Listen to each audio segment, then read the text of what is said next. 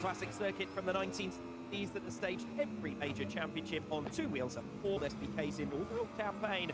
So staged the 1998 season finale, turning to the calendar as a substitute mode during the 2020 pandemic. And it's kept its place by regularly delivering outstanding racing. Much of the overtaking here is provided by the heaviest braking zone at the end of a 986-metre start-finish straight, 6 seconds to slow the bike from over 320 km/h to just 75 on turn 1. Toprak Razgatlioglu, great one winning move over Andrea Lopez. Toprak also made a winning move at turn 6, and Alvaro Bautista ran wide in race 2. Monica Interior, only the second left-hander of the lap, the conclusion of another high-speed track. Turn 9, the hook, is another action hotspot. Real crash risk there, but also the chance for a block pass upon the widest corner on the circuit at some 86 metres. Nicolo Bulliger is the big black record holder here with time set on the qualifying tyre. The Superpole date here, that tyre will be available again.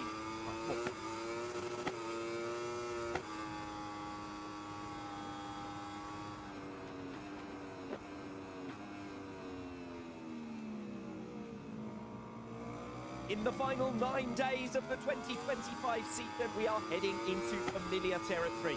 12 months ago, coming into the Estoril and Spanish rounds, Toprak Razgatlioglu held a 40-point lead. He and Nicolo Bulliger traded blows with 3 wins apiece over the 2 rounds. Toprak outscoring Bulliger by 4 points, take BMW title. Razgatlioglu now has a second in his sights. 36 points his lead this time. Toprak missed rounds last year. Bulliger has been noticeably more competitive in 2025. We find ourselves in a very similar point situation. Razgatlioglu can win the title with 6 second places on the last 7 rounds without dropping out of the top 2. Toprak has one hand on the leaving alongside me. After Bulliger's last win in Mosque, he was 31 points ahead of Toprak and looked well on course for the title. 13 consecutive wins for Razgatlioglu. Now only missed 4 for Toprak that can really bring this title race back up. I think it's one of those situations that the championship battle is one thing, but the racing is a very different thing. It's championship advantage for Toprak. Of course, of the race remaining here in Estoril and Arret, we should be able to see at the front. Bulliger, he was outperformed in the Superpole session. Ahead 12 wins to 7 in feature-length races. Toprak Razgatlioglu is only 88 points away from the title, even if Nicolo Bulliger now goes unbeaten at the end of the season. Only at 2 rounds this season has Toprak failed to score points. Phillip Island and Assen over the first 3 rounds of the campaign. 31 points now cover 3 riders in the battle of bronze. But the truth has opened out a margin because Alvaro Bautista's retirement at the park, and particularly Manico. Meanwhile, Sam and Alex Lowe's have been among the top scorers at recent rounds. The only change in the top 10 last time out for Andrea Iannone up to 9. A head-to-head for the title, Toprak Razgatlioglu versus Nicolo Bulliger. Out 2 winners last time out in Aragon, where Toprak, for his run of consecutive victories, ended as a record equaling 13. Well, in which points behind to lead by 44 after day 1 in Aragon. Monday there, run of 1 consecutive podium, and as long as he maintains that reliability to the end of the season, he'll be one. Yeah, Toprak's never been off the podium here in Estoril as well, and likes this track. He obviously very strong in the session. The bike's working well and knows the job he has to do. Bulliger was the top scorer at the Aragon round, but only pulled back 3 points. Had he been able to take race 1 and recover 13, then he would have been in a position to control the championship with 2 more hat-tricks. Ever unlikely that would be against Toprak, but nonetheless, Bulliger is our most recent race victor. Superb successes on Sunday in Aragon, the last lap pass in the Superpole race, and a dominant victory. Yeah, and that race in Aragon really showed just how much he wants to fight and how much he wants to make sure that he's always giving himself the chance to be able to go bar to bar with Toprak. Toprak's not an easy rider to take that fight to. Bulliger's never been afraid to do that, but obviously over the course of this, we've seen that difference between them, the championship. 9 non-stop. Then for Alvaro Bautista, 4 at the last 3 rounds. Bronze, Danilo Petrucci has finished every race thus far, only finishing outside the points in 2 of them. Unfortunately, Danilo Petrucci is withdrawn through injury, and Alvaro Bautista, after 2 third places on Sunday in Aragon that pulled back 12 points, has a real opportunity now to claim that bronze medal. Yeah, for Alvaro, that's the job for the rest of this. give yourself that chance and make sure you're able to come away with third in the standings.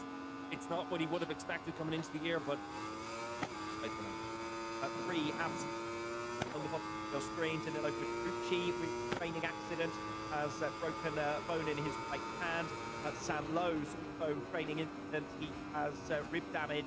And Michael Rinaldi is out with gastroenteritis today. He does have the chance, if he's enough, to take part tomorrow. Dominic Egerton, we'd already lost before the round as well. So a much depleted grid of 21 riders. Thankfully, we have a couple of wild cards in there to complete a good field. But E1 in the context of the championship, Danilo Petrucci absent because Bautista's got the pace advantage. He's the man who's been on the podium in half of the races this season. Petrucci has the points advantage. That's likely to be squandered now this. Yeah, and I think that it's a real shame for Danilo because finishing third in the championship would have been a lot for him in terms of what he's been able to achieve. As it is, if he has to have the surgery on Monday that we talked about, in all likelihood it's very difficult to ride at Barrett. For his move to BMW, what does that mean? It probably means that their winter testing program is pushed back a little bit and not time to be able to get. Let's take a look then at the grids.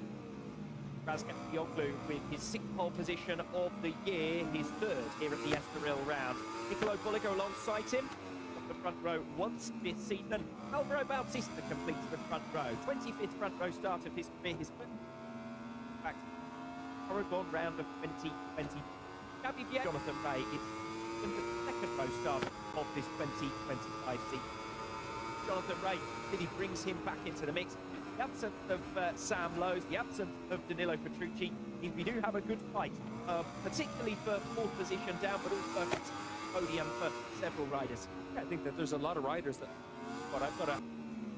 we know how strong Alvaro is, but we also know that he is mistake prone, and we could end up where that third rider in that lead group could easily end up having the nick, and for the other riders, you just want to be in a position to take advantage of that.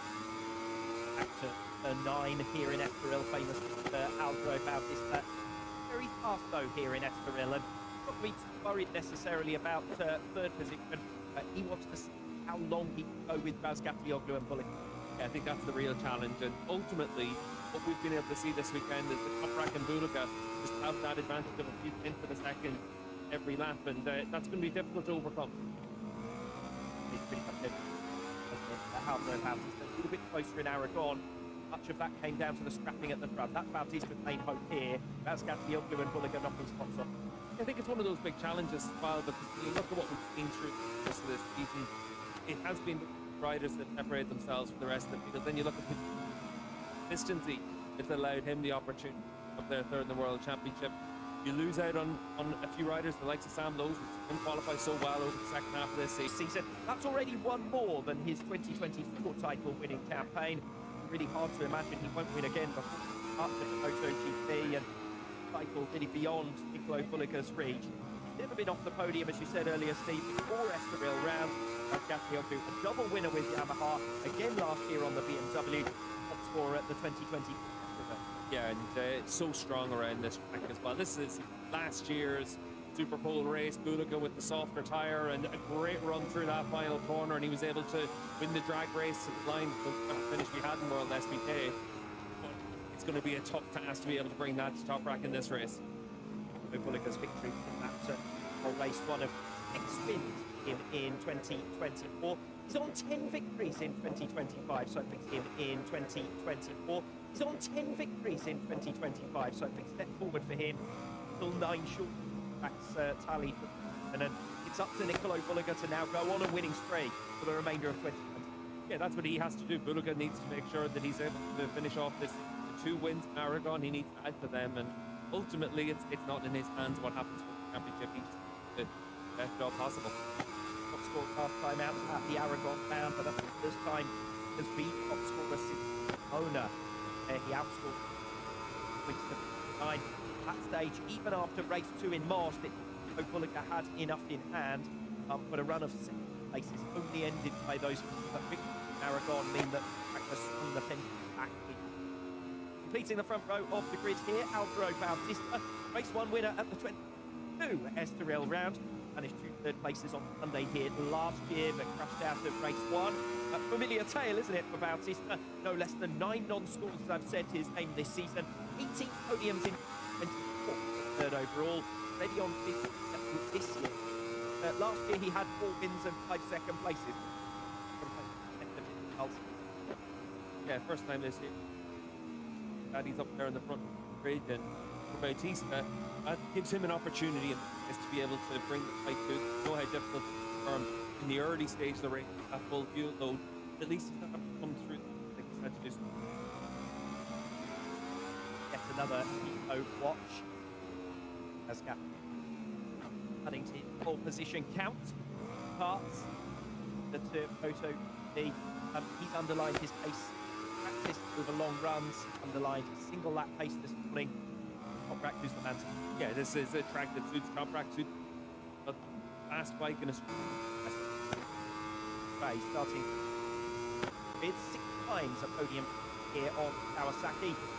Memorable wins over Azgafioglu and Bautista in the 2024 Estoril round was his best yet with Yamaha. And a 4th prize in the last 4 rounds. And Alex Lowe's P4, he's been the third highest scorer over the last 3 rounds. 8 top 6 finishes in the 9 races, and now only 50 points from his brother Alex Samlo. Absent. The pair have had a couple of good battles over the last couple of rounds, and Alex walked away from Manucourt. Xavi Bierke, P5, out of the top 10 just once at the last 3 rounds. That was when he crashed in race 1 at Manucourt. 13 points last time out, and that seemed about the most he could get from that at the moment. Will have a new mount in 2026, out straight after the Aragon round, will replace Jonathan Ray at Yamaha. I think it's an exciting time for Xavi, because the Yamaha means honest stability. That's been one that has never really given off back to WorldSBK, and for him, he'll go to an operation that's been together for a long time. He'll be able to sit there and come ready, and will also be able to get a good indicator where he is as a rider. But you're up against Blackbone as your teammate. You don't have that known commodity like rider where move on to Yamaha. We know what riders are like. We're able to stack at your top 6, down to our pit reporter Dave Goddard. Let's go on the grid with Xavi Bierke. Xavi, superb Superpole for you. The Honda working very strongly here. Yeah, that's very good. We had a strong one, so try to make up and be with them. Okay, thanks very much. Best of luck. Is Jonathan Ray. Yesterday was 5 years to the day of his world title. A long time ago now, but a 2021 brilliant him, and harder and harder on the Kawasaki, now 2 challenging Yamaha.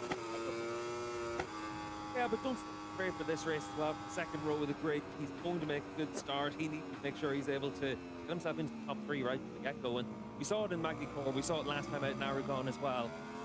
Still an animal in those opening laps, and he's still got that same determination. So certainly expect to see that on those first third of the race, he's going to be right there. Yeah, track position really important for Jonathan Ray.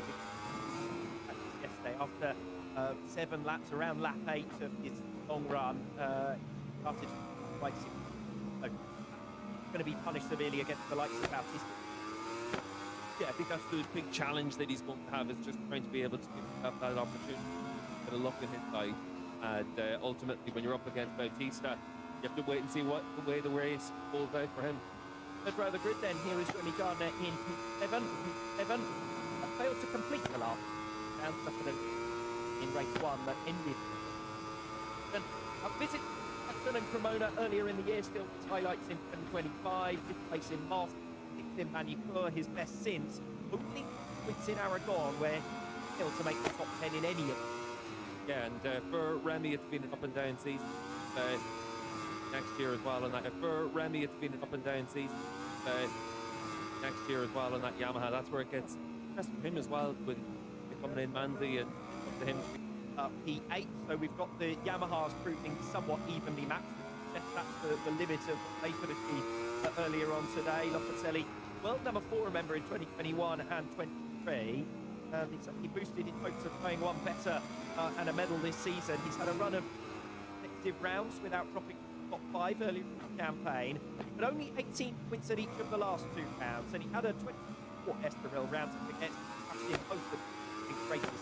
Yeah, 6, 7, and 8, and only half a tenth, but very good indication that they got everything they could out of the pack. Axel Bassani at road number 3 from behind me. First in Idsi, first in Idsi, up from Fano and Donington Park, and got sort of go earlier in the year. 7 points in the last 3 rounds. And that rate throughout the year wouldn't be teammate Alex those. Instead, 5 points back from them. And for Bassani, we've been able to see this weekend, he's looked pretty competitive.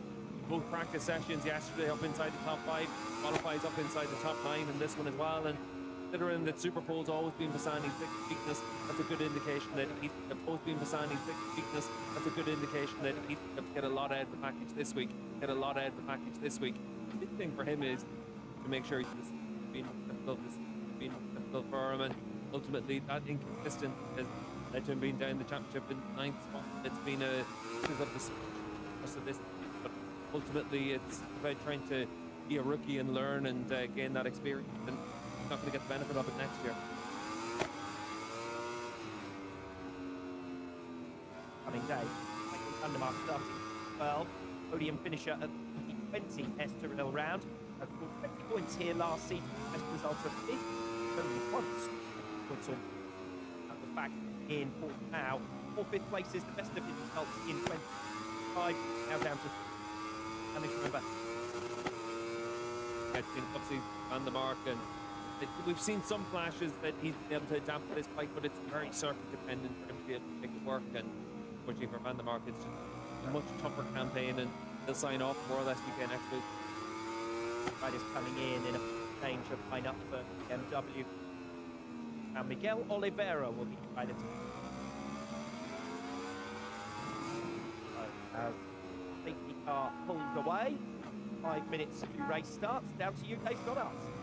Yes, down on the grid just behind our pole man with Chris Gonshaw, technical director of BMW. Chris, fantastic form from Toprak all weekend. His pace just getting quicker and quicker. The team must be confident. Yeah, we are really confident to have a good fight during the race. Toprak enjoyed this. On mid, row number 5, Gareth Burloff has Wona, Harry Montella, back perhaps Oglu, gets the Nagashima. Gareth Burloff, 5 consecutive top 10 in Misano, Donington Park, and Balaton. Taken top 10 again since at the French round, at the Aragon round, and back. Double focus. How's Mackenzie? Failed to score at 2020 what Estoril round on the FAE Honda. More optimistic. Catty found with the Novo so far.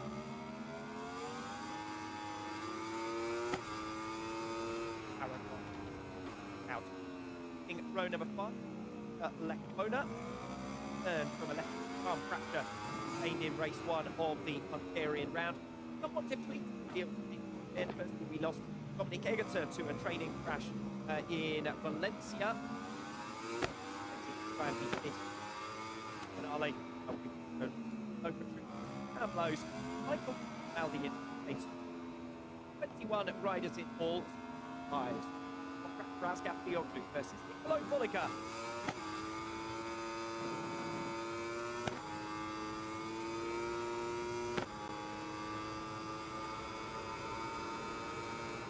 His 2 race victories in Aragon a fortnight ago. Niccolo Bolliger has moved on to 87 points.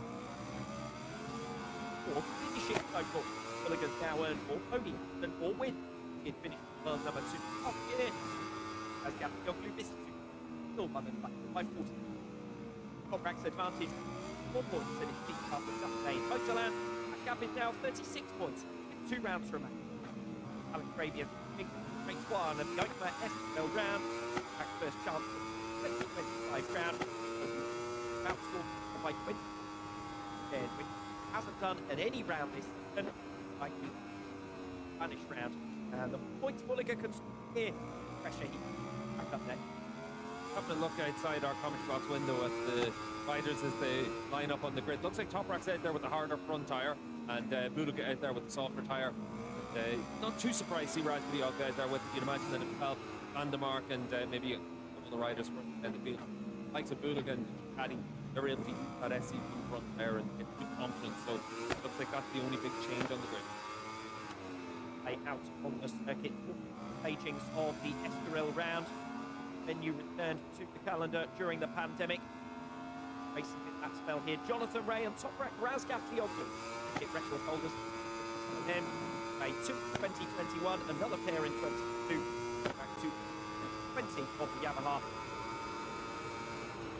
Here, Alvaro Bautista in 2022, Niccolo Bulliga last year, the only other previous race winner. Couple of key places around this track as well. Turn 6, we can see the rider just heading down into now. It's a very narrow track. You can see it from this shot, how old school this track is compared to some of the newer places like Aragon last time out. Big, wide open circuit. Estoril is much scratchier and much tighter and narrower, but it creates a lot of overtaking opportunity nonetheless. Turn 1, we tend to see a lot of overtaking. The long start-finish that creates the long braking zonings there. But this right-hander up at turn 8, this is the key corner. This is what sets up the move in turn 9. Some riders really strong through that section. Jonathan Ray, we can see on the number 65 bike, just making sure he's getting to the grid nice and early. Ray's going to be very combative on opening lap of the race. Look at for him down into turn 1, turn 3, and turn 4 on those Turn 9. Look for Alex Lowe's from the second row of the grid up towards turn 9. That's always been one of his better overtaking places. The move is set up by being strong through turn 7 and 8 on the Bimoda. For Bulaga up against Toprak, he's just going to have a big task in his hand. Yes, where every lap was a low 36. Super fast, super consistent. Toprak's your clear favourite, but Bulaga can be the fly in the ointment.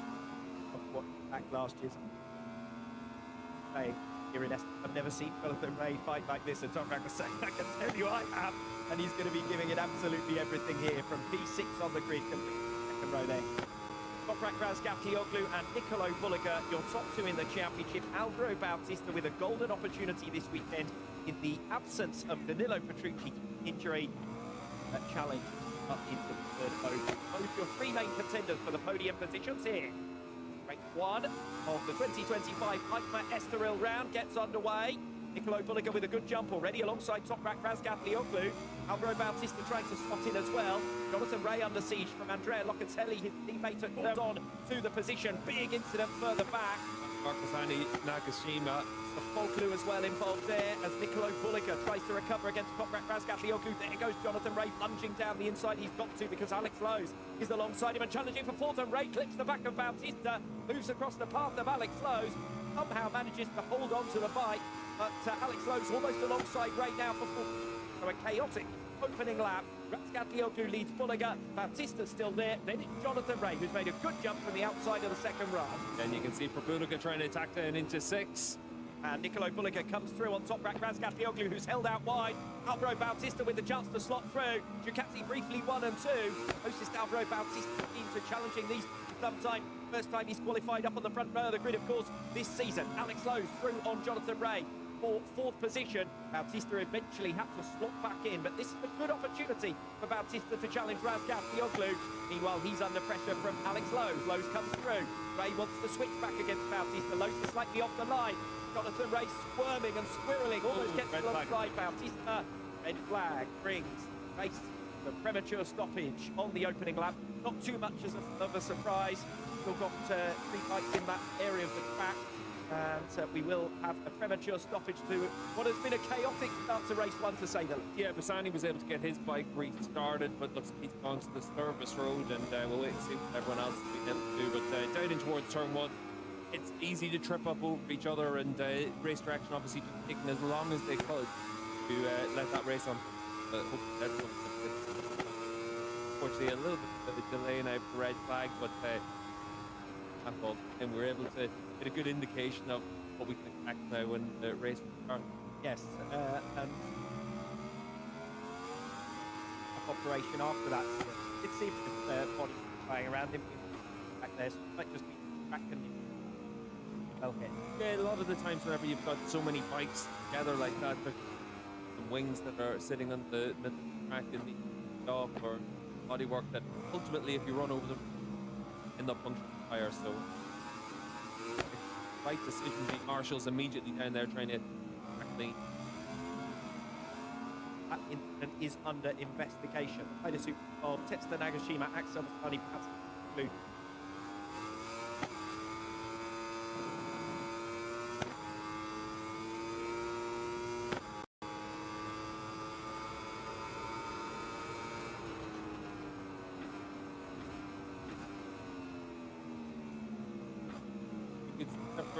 For Van der Mark, it looked like a bike was taken back. That is, have a second bike that they're able to use their riders. Once you change to that bike, you have to stick the rest of the weekends in an instant like this where you've got a red flag. So I don't know if Van der Mark's bike got back to the pits. I doubt.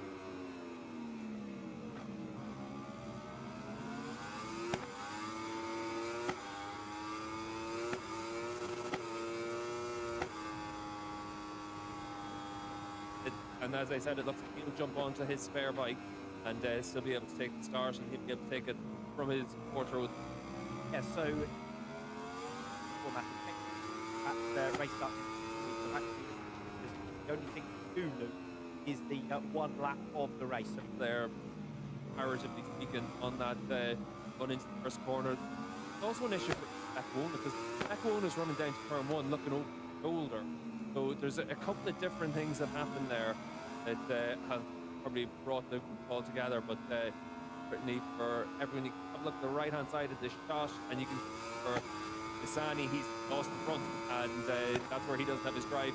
Isani, he's lost the front, and that's where he doesn't have his drive. As McKenzie ends up getting a big impact on his side, that's what ended up damaging his bike as well. And you can see for Pisani there just looking to be able to get away with that one as well, because Nagashima's bike ends up ghost riding there, and luckily all the riders seem to be okay after it, but obviously track the junkyard by the end of that slow motion start. Riders actually traffic a bit involved with Taz McKenzie at a full restart, and real pit lane is open. Fastest start proceeding is this protracted moment now where everyone's waiting to go racing. Yeah, and certainly for the teams, it's all about being able to keep the rider calm. We heard from Marcus Eschenbacher down there when Mike's picked it up, where he was saying concentrate on his rider Van der Mark. It's these moments where the rider in the right frame of mind.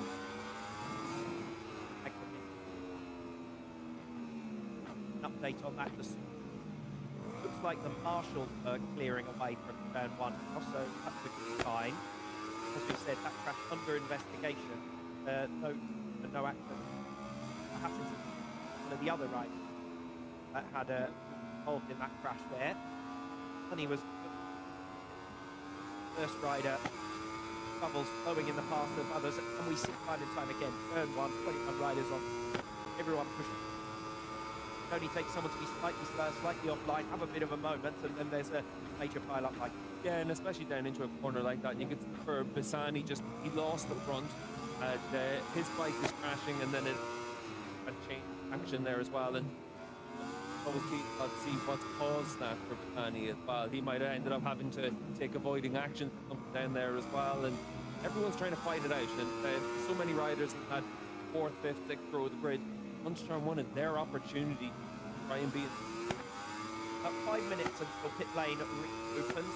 Lane under the start proceeds open 1 minute, allowing the riders to get out and down to the grid. So, the story at this stage is how are those riders who were involved in that incident?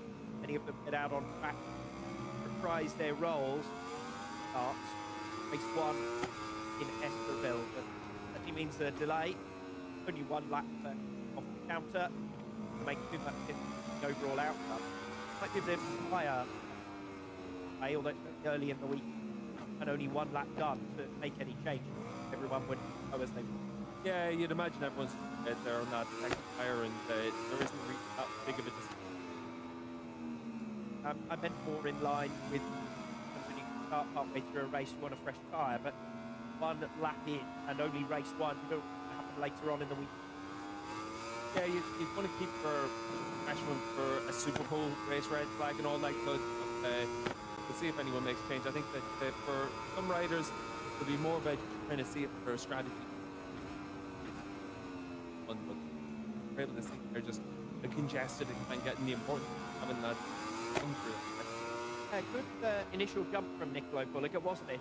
He and Toprak really were trading blows on the opening lap, and you've said it, Simon, that's exactly what Bulliger needs to do. Make it hard work for Toprak, put him in a position where he might make it. Yeah, and it was interesting on that opening lap because we spoke on the warm-up lap about how important it was to run through turn 7. That's where we both very strong in the Bimota. Run through 9, basically, where you either come through on someone or you're like Jonathan Ray against Bautista, try and attack them on the exit as well. Bautista lost, it's probably about 100 meters. Lost one on the entry, one on the exit. And it just goes to the strength of which bike is working well in one area, and also just riders are trying to get them.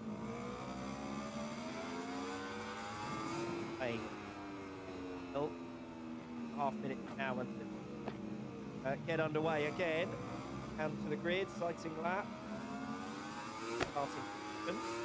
Jonathan Ray had made a good jump as well from bit of Alex Lowe's and Javi Bierke, but Lowe's was in attacking mood too on that. Yeah, Lowe's has been this is not luck is head off the line, find yourself a little patience for Jonathan Ray last season. The park didn't give them sort of opened up for them. Suddenly you find yourself in a track that experience helps there too. Yeah, and just keep a cool head and being able to react to circumstances, conditions around you. What makes the difference. Andy's working on his bike there and just trying to get it ready after that incident for him. And for Bassani, he now needs to understand what happened. After the incident, he didn't understand where the contact had come from behind, but it's about trying to be off that third row. But this is a real chance for Bassani to have a good, and having that second bite of the cherry is a bit of a godsend for him. Austin is I always want to see a longer cave down. But it's frantic work here. A minute to go till the main open. Nobody's been withdrawn yet. So as far as we know, everyone can take the start. Whether they and their team are ready for them now to take the start. The personnel being told it's about time to get out on the track now. Waiting lap start at 12 minutes past. probably in and around 5 minutes, 4.5 minutes will be at the race started. We lose a lap, 20 lap race, but able to get back on the way pretty soon. Our girl up there in the pit box just trying to keep herself calm, up cool in there. The reason for that is 6 degrees today. It's a lot hotter than we usually had at Estoril. Light condition. This only obviously ramps up the nerves because pulling at Top Rack Raskatlioglu, they've already had one lap. I think another.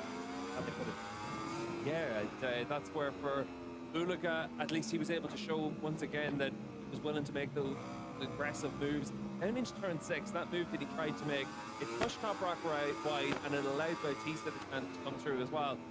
Ultimately, if Uliga is going to have a chance to win the championship, he needs other riders to be in the fight, other riders to be in the mix. Ray then up pretty close down pit lane. Ray will be starting the outside of the second row of the grid, hoping for really fast starts. Around then 20 laps this restart. Reminder, it's Raskatlioglu, Uliga and Bautista on the front row. Alex Lowe, Javi Bierke, Jonathan May on row 2. Gardner, Locatelli, Bassani, row 3. None, Vandermark.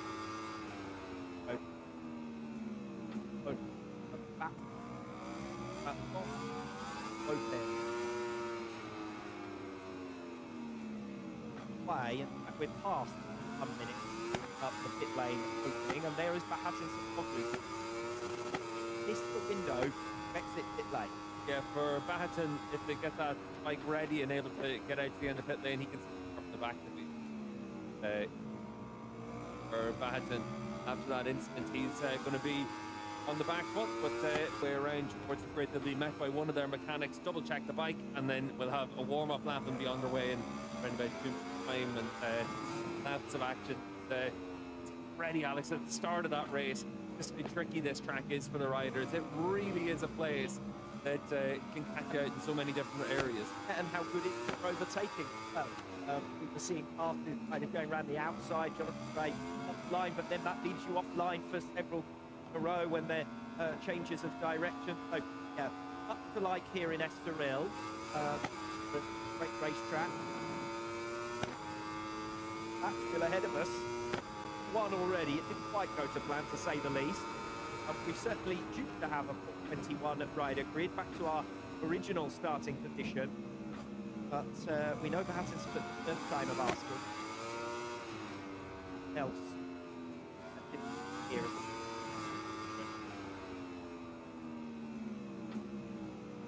Away, there is Oglu. So Baden will be able to leave pit lane now, and then start from last on the grid. Up lap, he'll go to the back. A bit like Danilo Petrucci happened to him most recently earlier on in the season. And to be honest, for Sofoglu, 38. Well, maybe he could. Here. This is turn one. This is where the impact happens. The biggest issue for turn one is the tunneling effect down in towards turn one, and it means that it's very easy to be that little bit deep on the brake, particularly in the first race of the weekend, because the first time where you actually open the start line down in towards turn one, and it's a big braking zone, so it's easy to brake those couple of meters too late and have an instant. And the field hasn't thinned out yet. Everyone thinks that this is a significance on the opening lap, and particularly further back down the field, that's where there's that. Yeah, exactly. Look, these incidents happen, and luckily everyone's okay after it. Van der Mark's changed on to his second. Here of Niccolo Bulliger, Ford, 88 points. He could afford to finish second in every race from now to the end of the season and be crowned world champion. Niccolo Bulliger needs bits aplenty, and he needs a little bit of luck on the side. As Gabriel barely dropping podium places, only missed out on the rostrum places. Toprak has changed his front tyre. He's gone to the same front tyre as everyone else. So Razgadi Olga not using that harder front tyre. On and Toprak decided to go safe and so to say. Good feeling from that first lap. Yeah, you could also have it just where after that run through turn 6, whenever he was vulnerable to caddies, maybe Razgadi Olga opting for a change, but he's out there with the 2. Oh, Razgadi Olga and Bulliger settling in. Bautista both off the grids. Just for the podium. Bose was chasing them down. Jonathan Ray made a good start in prospect 6, opening 7 or so laps out later on. Back again. Second time of asking, now over 20 laps. Race 1 of the 2025 EICMA Estoril round gets underway for a second time. Good launch from Jonathan Ray. Poor start from Xavi Vierque. Ray almost alongside the Ducatis already in the run down to turn 1. Another great start from Andrea Locatelli, and this time he will get ahead of Jonathan Ray. Toprak Razgatlioglu ends up down in 3rd. A super start from Andrea Locatelli, who is actually challenging Toprak now and moves into the podium places. Toprak on the back foot on the opening lap of the restart. He's down to 4th position. Yeah, Toprak with that change to the front tyre, maybe a little bit cautious on the opening lap, but he's got a lot of work to do, as you can see. Jonathan Ray attacking as well. Jonathan Roux on Toprak Razgatlioglu as well as they make their way through turn 4. And Ray now going off after his teammate Andrea Locatelli for a provisional place on the podium. And of course, Toprak's challenge now is that all of the riders around him are scrapping for podium spots too. They're not going to make it an easy ride for him.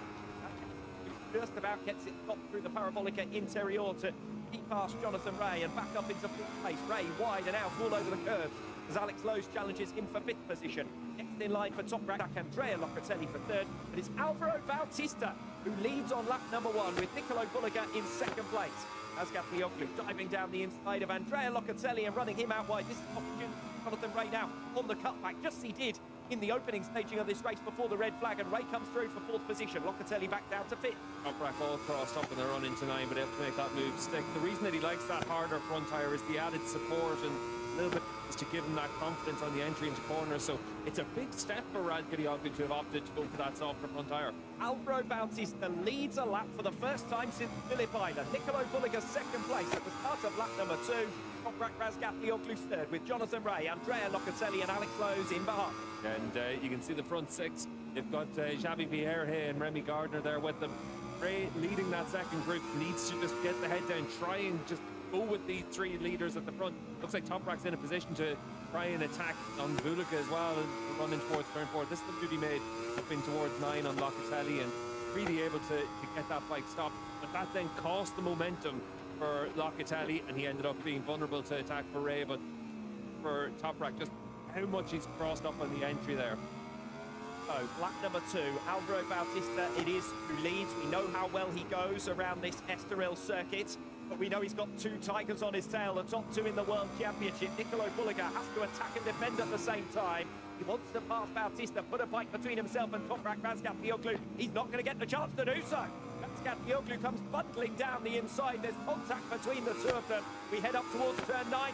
He's Razgatlioglu within striking distance of Bautista, not quite this time around. Johnny Ray is, though. He's managed to move himself right up there. After seeing Bullock get pushed out of the way, it cost them momentum, and Ray on the 65 bike able to jump right back onto the top 3. Big train of 6 riders, Xavi Vierque right with them as well, then a bit of a gap to Remy Gardner behind, but it's a head-to-head between Alvaro Bautista and Toprak Razgatlioglu, as it was so many times in 2022 and 23. Bautista will lead them on to start-finish straight to begin lap number 3. Second lap left for Bautista in this race, but I think it might be the last for some time anyway, as Andrea Locatelli can't quite get it done for P5. Like you'd expect to be for second position. Alvaro Bautista holding on from Nicolo Bulliger. Of course, Bautista will depart the factory Ducati team next season. Not going to be worried about the championship. Opportunity for one of his best results of the season here for Bautista, who by qualifying on the front row for the first time this season has put himself well and truly in the mix. But it's quite clear from the pace we've seen between the 2 of them this weekend so far that it's Bulliger who's the faster of the 2, and Bulliger cuts to the inside through the Parabolica Interior. Sweet move on Bautista there for second place from Nicolo Bulliger. Yeah, Bautista just runs wide through that corner each time. He did that in the previous lap as well.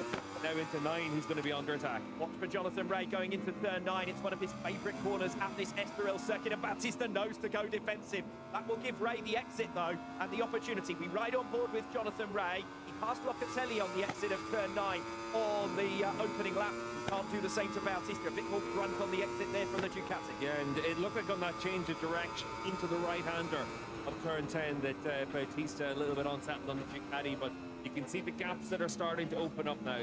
No great surprise that Bautista being dropped by the top 2, but Razgatlioglu also leaving Bulliger in his wake. 0.8 of a second between the top 2. Half a second then back from Bulliger to Bautista as Alex Lowe's makes his move again on Andrea Locatelli. Again, Locatelli closes the door. Ongoing scrap lap for 5th position. Yeah, Locke doing well there on the 55 bike just to keep Lowe's behind him, but to see if Alex is able to try and find somewhere else he can make that move. It's difficult to make it into turn 1 on the Bavoda because he's got one of the slower bikes on that straight. In his race simulation yesterday, Jonathan Ray saw his pace drop significantly from lap 8 onwards. Part of that was being dropped by Nicolo Bulliger, who he had been calling a Warner. We saw that going on the run down in towards turn 1, again looking over his shoulder. He was obviously thinking about his injuries and his recovery from it. Had a big crash at turn 3. That's where he went down yesterday as well. Back to Jonathan Ray. If he wants a podium here, it's crucial to get track position ahead of Alvaro Bautista as soon as possible. Yeah, and for Ray, we know that these early stages of the race, that's where he really needs to be able to take advantage of the grip that he's able to make those tougher and tougher in the second half of the race, particularly up against someone like Bautista. But look at how much they've dropped behind Bulliger now. This lap, Jonathan Ray is all over the back of Alvaro Bautista, and all the while he's got to keep himself in front of teammate Andrea Locatelli, and then the rest of the group behind. It's too easy. One position and then to lose several positions in this train. Yeah, and you can see there Locatelli though at the end of that start-finish straight, really able to claw back a few metres on his teammate Jonathan Ray. And Ray had to move to the inside. Ray had to actually defend there to make sure he held on against Locatelli. The train is very close together now, all the way back to Andrea Iannone in 9th position. Yeah, and you can see at the front of the field, Toprak really stretching that lead. He's down in the 35s, no one else down in even the low 36 at that stage. So Razgatlioglu, second and a half clear. He's beating Bautista, Jonathan Ray, Andrea Locatelli, Alex Lowe's, Xavi Vierque, Remy Gardner, Andrea Iannone. They're all covered by just 2 seconds. And this is the action further back. Yeah, Baton Sabaglu's being meatballed. There was a small bit of smoke we saw on the exit of turn 1 a few laps ago, and it must have been for Sabaglu, but that's a real shame. He's managed to get himself up into 12 and last on the grid. Yeah, it was a couple of laps in a row that I'd seen that smoke, and I was trying to work out who it was coming from. So, Sabaglu, who was 12th position at the time of that technical flag coming out. Then our focus, perhaps the 3rd position, Bautista, Ray, Locatelli, Still right with one another, and as I said, second all the way down to Andrea Iannone, 9th position, all covered by 2 seconds at the plate. Remy Gardner just dropped off now by Vieque in front of him. Yeah, that's where it becomes important for Iannone to get through on Gardner, but they're both losing touch now at this stage, and it's Bautista back to Vieque, but a good group of 5 riders. Yes, Bautista still seems to be backing up Jonathan Rea in certain areas of the track, overtaking hotspots like here at turn 1. Favour the Ducati with a little bit more legs in a straight line than the Yamaha. Yeah, you can just see as they exit that last corner, the gap just picks up a bike length here, there, and suddenly Rea's just too far behind Bautista, and then immediately he's able to latch back onto him in sector 1. They tried to make the pass so many times here at Estoril. He's made the pass into turn 9. And all over the back of Bautista, having to ride narrow lines and go defensive against Rea here. I think Rea's just going to need to try and just attack into the likes of 3 or 4. The top chicane, you know Bautista's going defensive into there. That means down the hill into turn 7 is maybe an opportunity, but that also comes from the fact that is Bautista strong through this next left-hander. Let's see what his line is through here. Is he going to run wide again? You can see there just how much faster Rea is at that point. But when they pick up the gas, Bautista is able to pull out that bike then. Bautista a little bit wide there, and open a door to Jonathan Rea as they make their way up the hill once again. Alvaro doesn't look smooth on those changes, the direction that or they just have to almost think twice about getting the bike turned in. Fire from the race. We're watching the action from third position. Bautista versus Rea versus Locatelli. This is likely to be the trap for the some laps to come. Hopefully Jonathan Rea can keep up the pace to keep a force of mistake, as he did so famously back in that 2019 campaign, heads ahead for the World Championship between the two. You can just see it there, fifth gear, that you just see Ducati get that little bit further in front of Rea, and then Locatelli manages to pull back a little bit on him as well. So Rea just struggling a little bit for that top speed.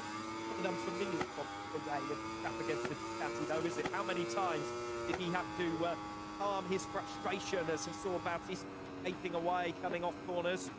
Jonathan Rea will have to recover 4/10 of a second again. Looks so much faster, and yet can't capitalise on it for areas of the track.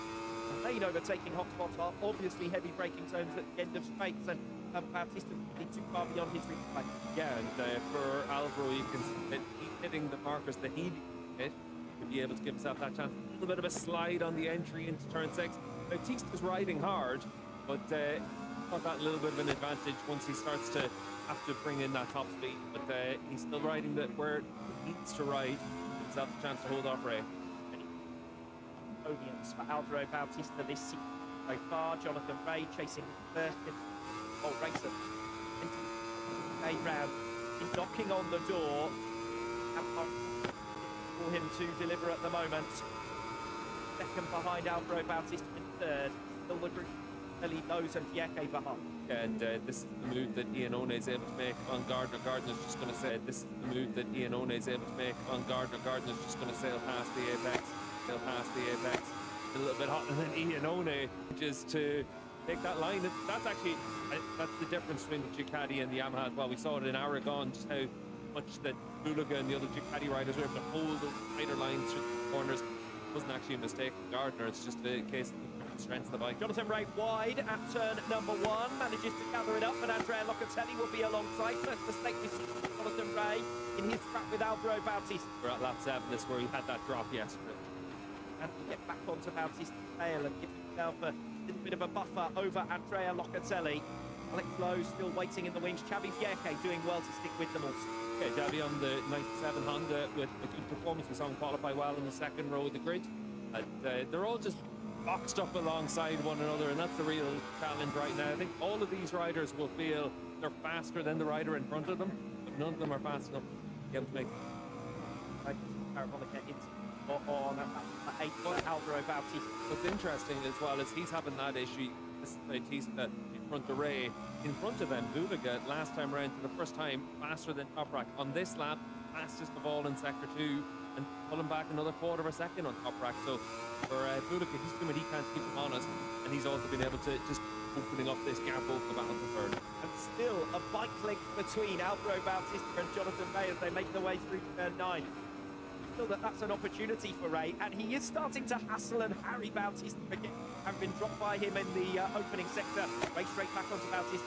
Yeah, you can see just how well Ray's riding in this race as well, and just able to show himself as the Jonathan Ray of old, and we've been able to see that over the last few rounds. That will be the man to beat in the final third of this race, but not fast at this stage. And Ray's practically tripping up over him midway through each lap. See there again, as Alvaro pulls into the corner, he has to go in a second time. His body's not looking as...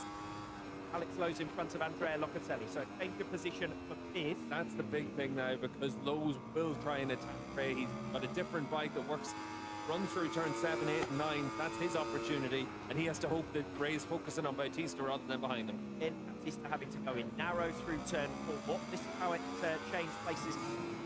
Little look down there for Lowe's on the entry corner there. Must be just checking if he's made the gear shift that he wanted, but able to come through and take that position into Locatelli. They're in the podium fight. All 5 of these riders are in the podium fight, and for Andrea Iannone behind them, he put in a personal best last time around. He's digging in to try and put himself into the fight as well. I wonder whether that change of place at turn 1 just stopped Andrea Locatelli a little bit. Got back from Alex Lowe's, and Lowe's in turn has got a little bit of ground to make up on the riders ahead of him. Eric Gerloff somewhat further back in after the top 10 position. Pascal Bassani ahead of him. Like the Ray, Lowe's, and then a bit of a gap, as I said, to Locatelli. How much time Lowe's have to pull back on the top 2 though on this lap as well, and give himself that chance. Sorry, on Bautista and Ray, but onto the start-finish straight, the difference between Ducati, Yamaha, and then the Bimota, they're all that little bit more hamstrung on the straight. Yeah, okay, had a move there on Andrea Locatelli. We know the Honda's good in a straight line too. We know it's also good at the end of race, that manages the tyre well. Ray again wide through turn 1, again gives up a lot of ground there to Alvaro Bautista. Like he's struggling to get the bike stop there. Is that a question of being sucked in by Bautista? Trying to go with him. Bautista with a new personal best last time as well.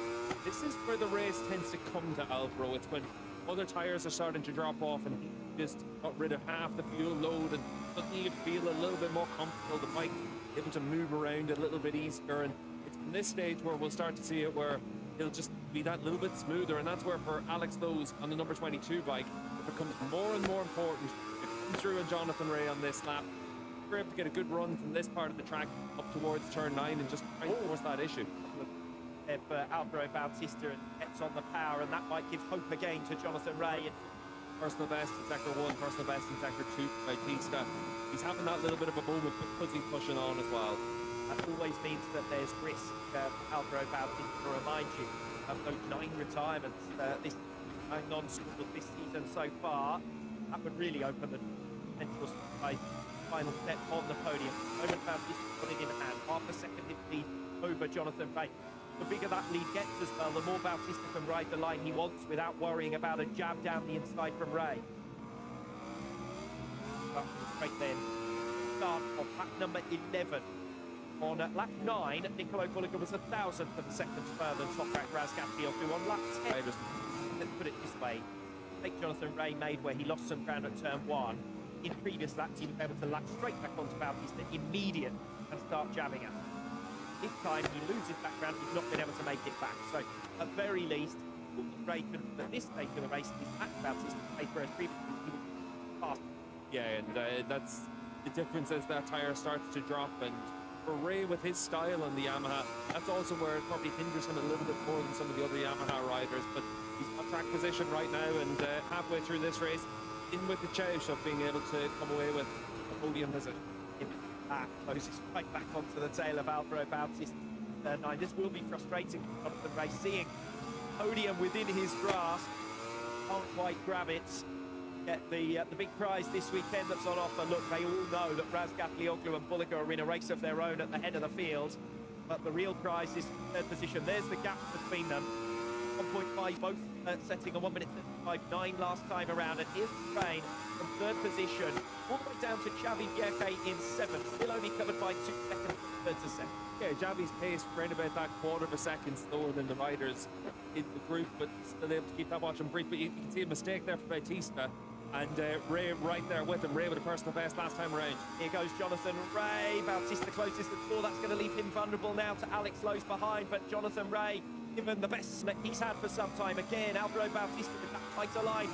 Turn 4. Can Jonathan Ray set anything up? Turn 6 will be a tough one, you fancy him, because the speed of the Ducati at the high speed turn 5 and in towards the Parabolica Interior. But perhaps turn 9, Jonathan Ray might be a little bit closer this time around. It's lap number 12. It's Bautista versus Ray, as it famously was the 2019 world titleist. It's been so many times since, with Toprak Razgatlioglu in the mix with them in the years since as well. They're opening a little bit of daylight. Let's just see if Ray is close enough as they make their way through towards turn 9. Close, but is he close enough? Alvaro Bautista goes defensive and Ray can't get there. Alvaro made a mistake in turn 1. He ran in a bit hot. He slid on the entry. He ran off the track, and that's what brought this 3-driver group together. And you can see this is the end of that. But it happens on the entry into the corner, and Bautista then ends up where you're vulnerable all the way through.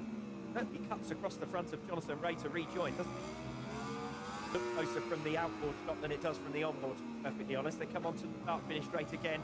Another couple of tenths of a second gained by Nicolo, this third sector of anyone on that previous lap. Lap 13, 1.2, the gap between the top 2 now. Yeah, Bullock was on it at this stage, 35.7, and that's about a tenth of a second, less than a tenth of a second off the fastest lap of the race. He's got his tyre management dialed in, and the gap's in and around the second, and Bullock can very much win this race. These are the race where Alvaro Bautista starts to come into his own. New personal best third sector, new personal best fourth sector to break away again from Jonathan Ray. But he's not leaving Ray in his dust. To his credit, this is one of Ray's best rides on board the Yamaha. Yeah, he looks like Jonathan Ray of so many years in his career where he's had a chance to be an attack and go with a bone, Johnny Ray, and he's given himself the chance of a podium. Fastest second sector of anyone from Nicolo Bulliga pulls back another couple of tenths of a second. The gap now down to just 9 tenths between the 2 leaders. Yeah, and for Bulliga, just lap by lap, just looks more and more comfortable than Razgatlioglu when you're looking at the sector times. And he's just got a bike that's able to pull back a tenth of a second here, there, and everywhere. And Toprak having changed to that softer front tyre, I do wonder whether or not that was a mistake for Razgatlioglu. So often we see him 0.7 tenths ahead of the field. New fastest second sector, new fastest third sector on lap 13 from Nicolo Bulliga to fight for fourth position. Raver 10th position at the start of this lap 14. Bit of a moment there for Andrea Locatelli, but hold on to 6. Ray again wide this time to turn number 1. And Jonathan Ray's got it all on now to hold back Alex Lowe's for that fourth position. Yeah, this is where it's now very tricky for Ray, and Lowe's climbing all over the back, and he can see the chance of being able to fight with Bautista getting harder and harder. He needs to clear Ray, but easier said than done. I think down in towards turn 6, we'll see if he's able to hold that tighter line. It gives himself the chance to be able to This is now a fight for fourth. Jonathan Ray is a second back from Alvaro Bautista after that mistake at the start of this lap, and that will, even if Alex Lowe's gets quick on Jonathan Ray here, be very difficult for him to recover in the final of the race when Alvaro Bautista seems to be at his best.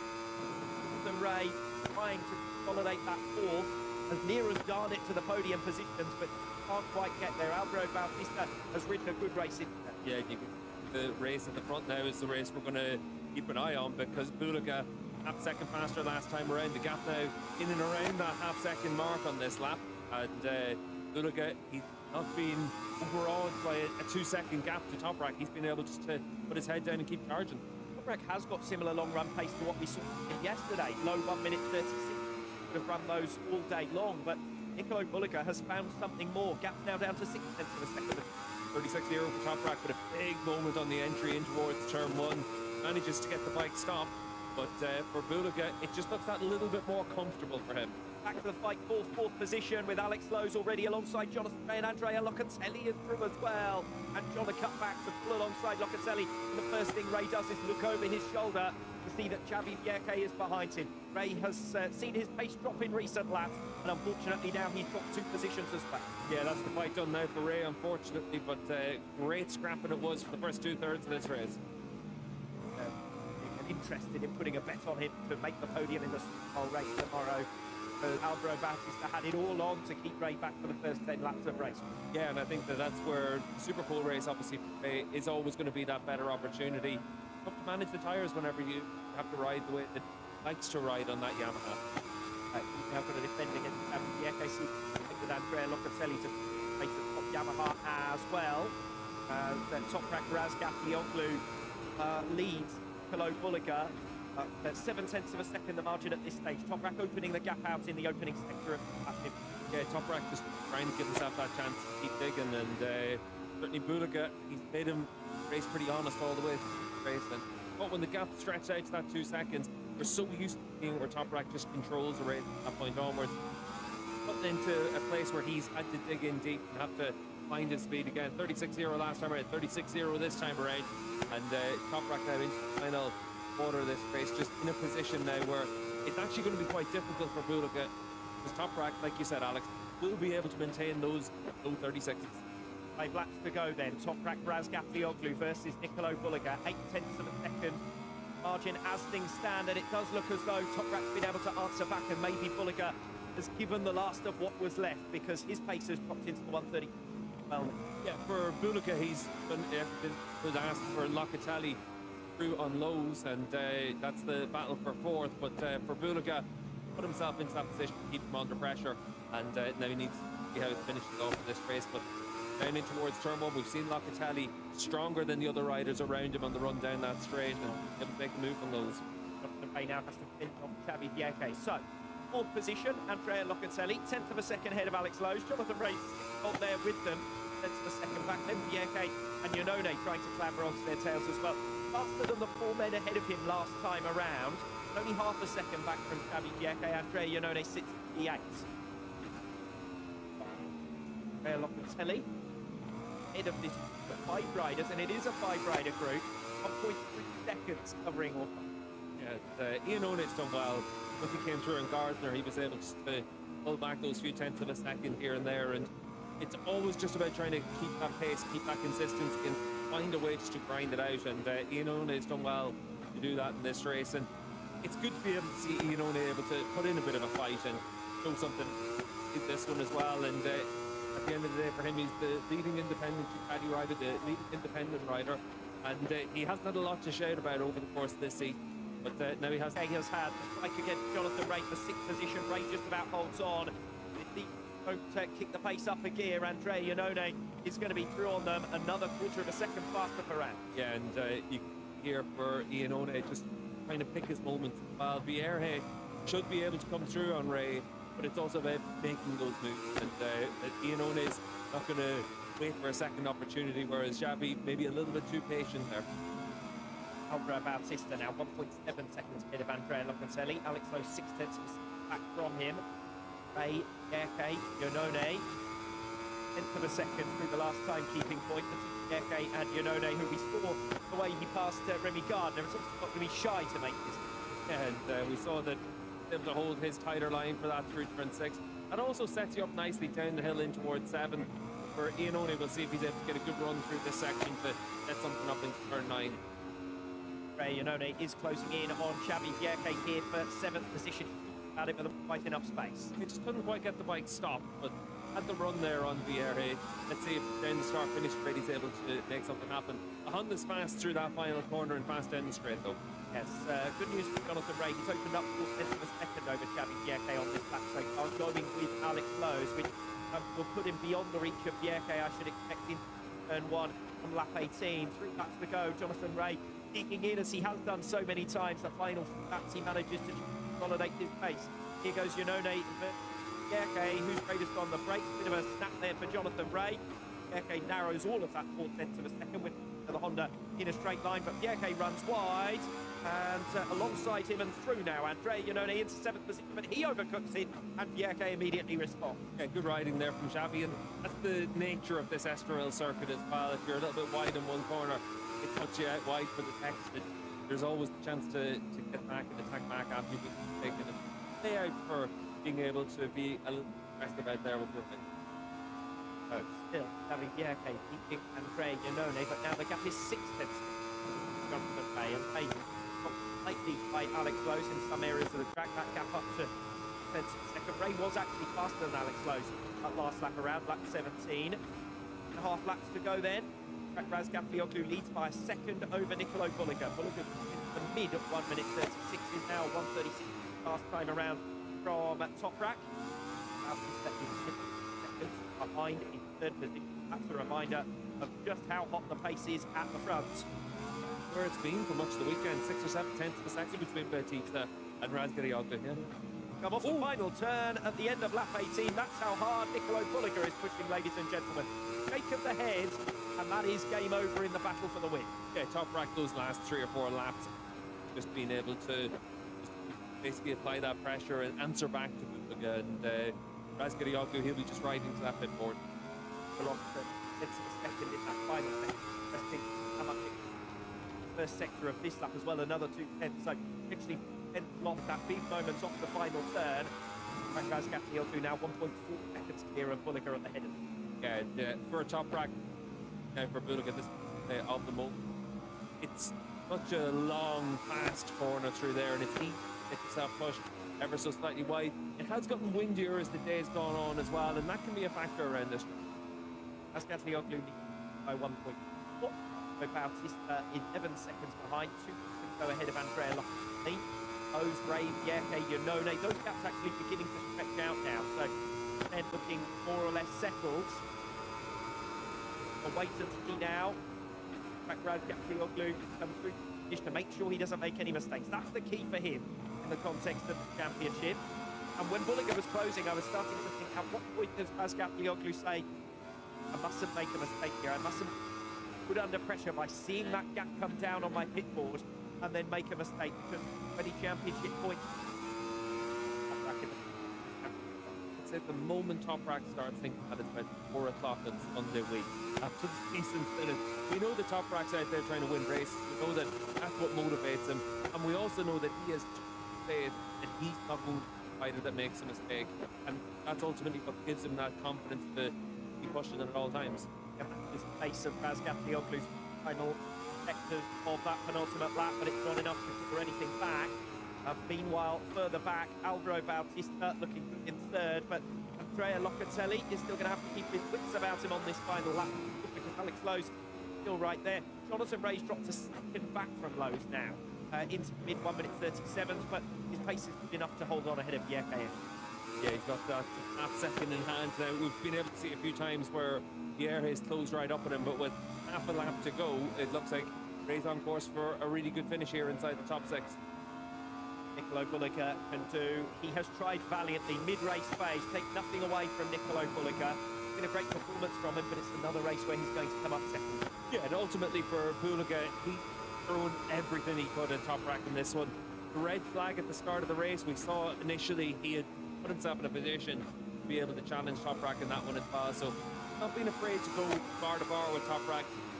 In this instance, though, he just comes up that little bit short.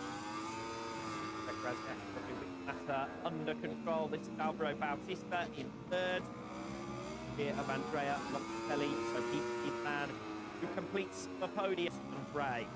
But it is Toprak Razgarioglu's first 20-race winning season. 2025, 20 wins for Razgarioglu, second place for Nicolo Bulliger, and eventually, some 12 seconds down the road, Alvaro Bautista will come home to complete the rostrum finishers. There he is. Shows the margin that he's got to recover against Nicolo Bulliger before next season. And it is Andrea Locatelli, best of the rest in fourth ahead of Alex Lowe's. Jonathan Ray on right.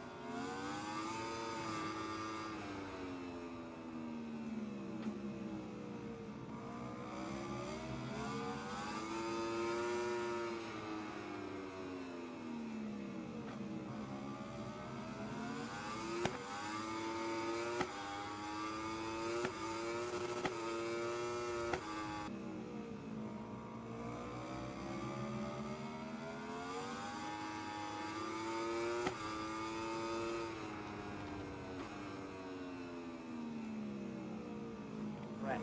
Yeah, and I think that's the big thing, really, that for Petrucci.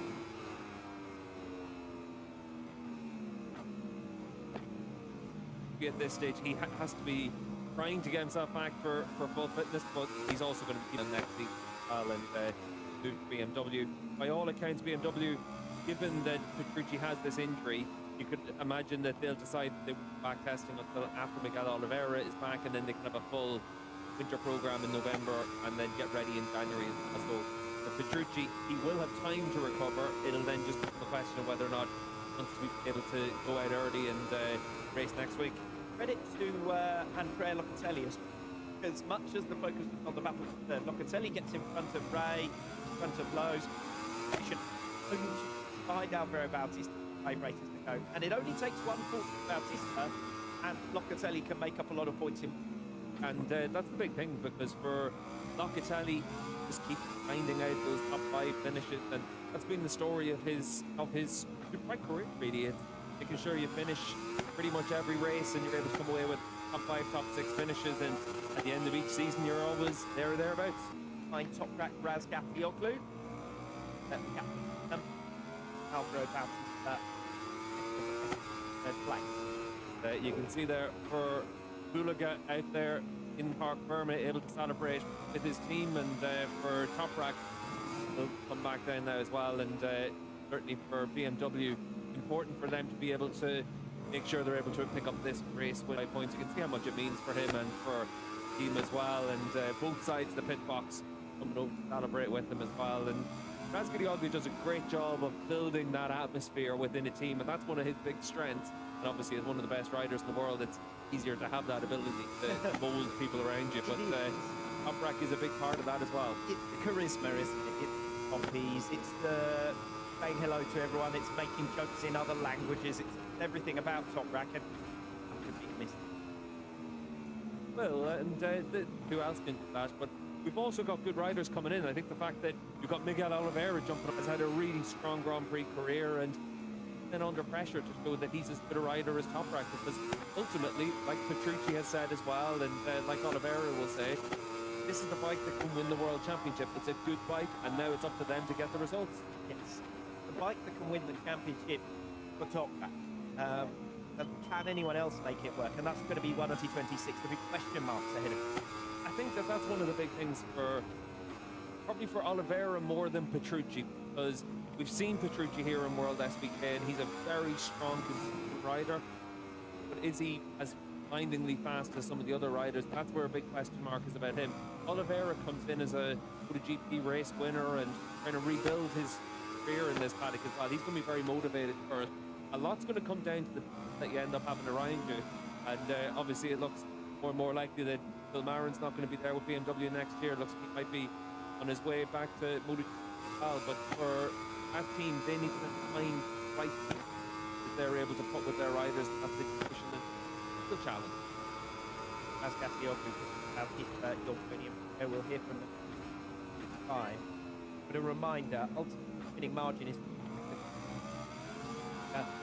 about seconds back from here, and that's the mountain height. And it's only going to get tougher for him next season. Yeah, and that's the real ask that the team put in that new bike, and guess what? The factory bikes are going to be as strong as ever, and they've got all those for that on to base bike. That puts a rider up there at the front. Proud by any stretch. Done a good job today, credit to him. Fended off Jonathan Ray, and never easy to fend off Jonathan Ray, but it was quite clear for the first maybe half of it. Ray was the yeah, and I think that certainly when you look at what we saw from Ray in that race, we were able to see that, as ever for Johnny, whenever there's a chance of a good result, able to find that step. Ultimate final third of the race was more and more difficult. Making the podium, that was all final pace. Yeah, and I think that for Ray in that 10-lap Superpole race, he'll definitely think that that is his chance to shine, because it's easier to make overtaking moves here than it is even like Correct next time out. This is the place where if Ray's going to make that stand, it's tomorrow at 11 o'clock. Go to it already, don't miss it. End of the time difference here in Well, big word for Andre, you know, a top independent rider in the end. Eight, you know. But the second half of the race looked like he belonged in that group. Just too much work to do, a little bit back on the... Yeah, and I think that obviously once you're a little bit further back, it becomes more and more difficult. We saw the incident happen with red flag and again, Alan. Alvaro Bautista takes third position in race 1 of the 2025 Estoril round, and in so doing, he almost halves his championship deficit. Almost 15 points now away, and that's... Alvaro Bautista back on the podium once again, and that fight for third place in the championship goes on. Yeah, of course, today I didn't make mistake like the other time that I'm closing to the third position in the championship, so today I'm happy, no? Yeah, today was the maximum we can do, no? Third place. I did good start, but you know, in the first lap I cannot push and the bike is very difficult, so I just feel like a passenger. I just try to don't lose too much, no? But yeah, today maximum was there because Toprak and Nicolo had a really fast pace.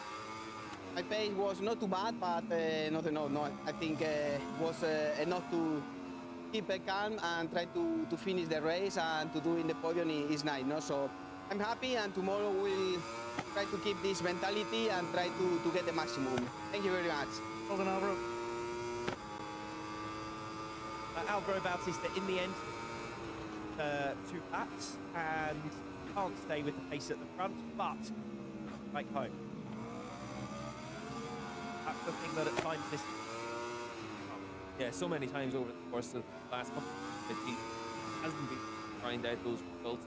He has been able to imagine the podium and fight for it as well. Like, you're up against Ray, Lowe's, Locatelli, Gabby Vieira keeping them all honest, Ian One coming at the end. It wasn't an easy race for Bautista, and he didn't really, other than that one moment where he ran wide at turn 1, another foot wrong, and he was able to hit his markers.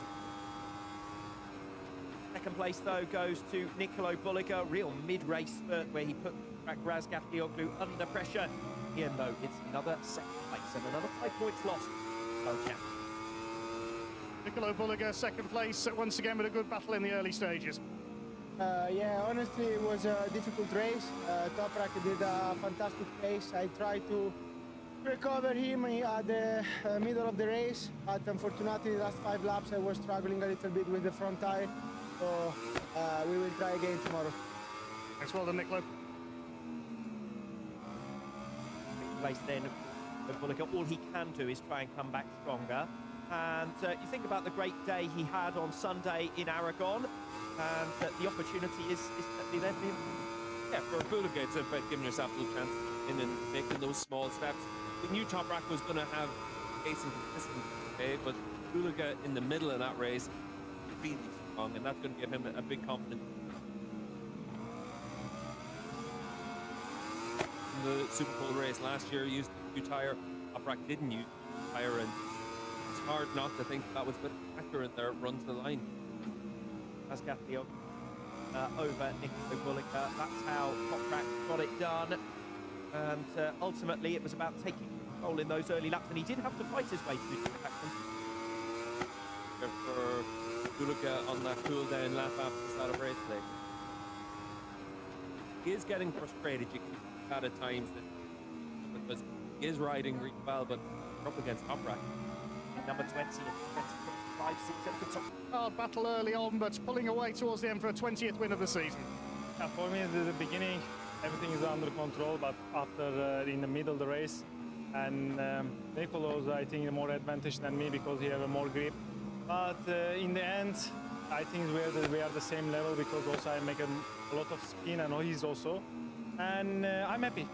Now finished the first race, the first position. This is incredible for me. And more hard race. We will see tomorrow and try to my best again. Thank you very much. Well done, Toprak. Bulliga needs to win every race, and he needs Toprak. Time Toprak beats him, it makes it even the points that he needs to reach his target and become world. Well, ultimately, the difference between them in Aragon was Toprak won race 1, so that meant that when Bulliga does the double on Sunday, he only picks up 3 points.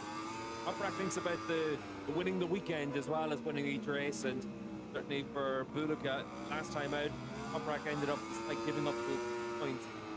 Given the rounds left, it was well done for Toprak, and Buluka's up against it now for this weekend as well, because Toprak, that Superpole lap, we were able to see the outright raw speed that he has, and Buluka's going to have a tough time in the 10-lap race tomorrow, but it should be a really interesting 10-lap Superpole race, because we'll have the likes of Jonathan Ray getting in the fight.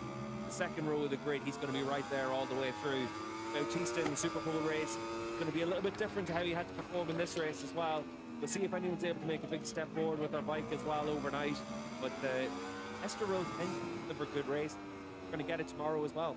Rather feel that Razgatlioglu so focused on one another in the early stages that gave Alvaro Bautista a little bit of hope, but that really is the only way that Bautista.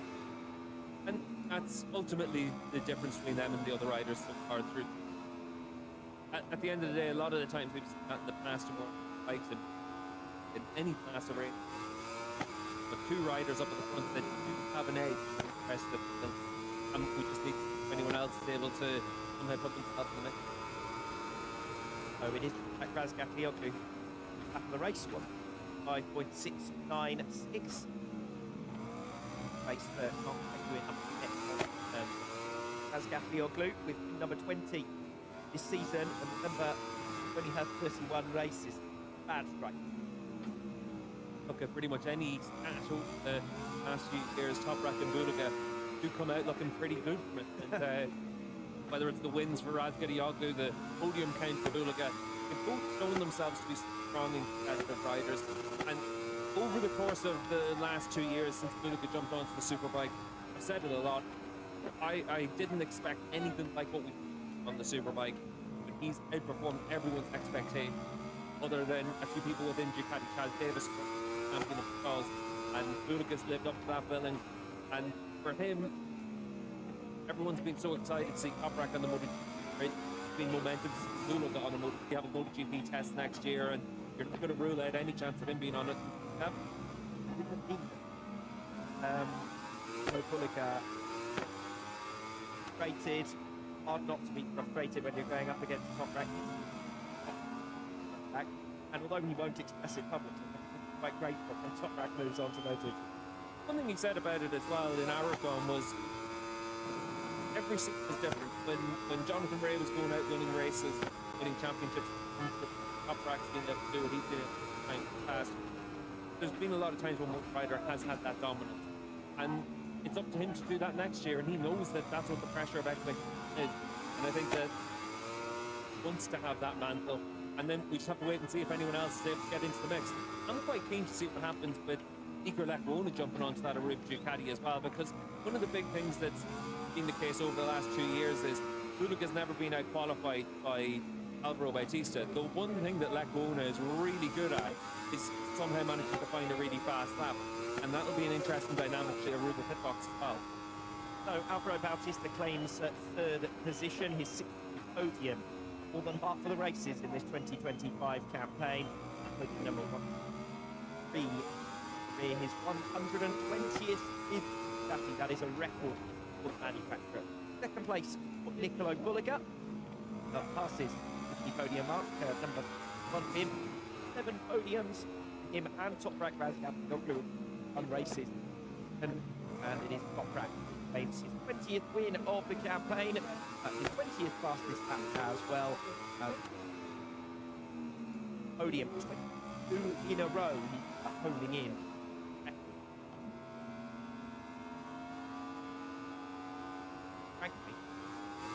Time to hear the national anthem, your race winner.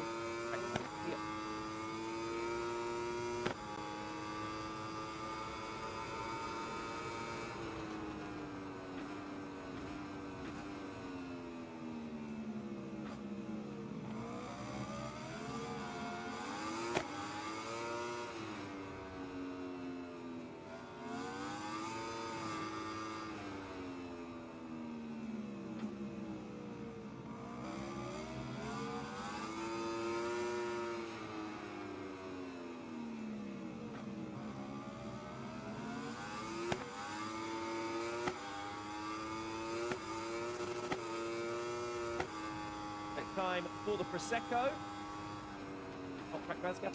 Doesn't get off the stage, but Alvaro Bautista straight down to celebrate. Bautista's had a little bit of good fortune. He had some Danilo Petrucci, but think about the bad luck Bautista's had as well this probably deserves it. Yeah, it's one of those seasons once again for Alvaro where you look at what he's been able to do, and there's so many things that he does so well, and then there's obviously problems throughout the course of the season, and a lot of it's come down for bad qualifying. And talk about the 9 crashes he had. There must be 5 or 6 of them as being opening lap crashes whenever he's qualified down the order, and he's put himself in a position where shouldn't be under attack on those opening laps, and get yourself caught out. Alvaro Bautista makes his way back to the group photo. All of us.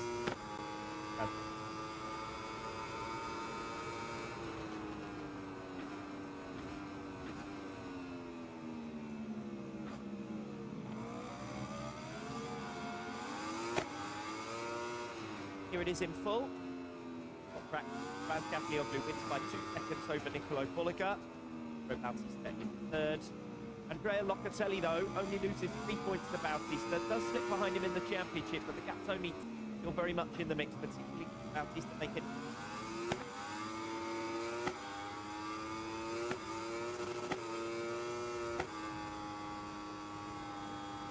In that battle for third, Danilo Petrucci failing to score. He won't be able to race this weekend.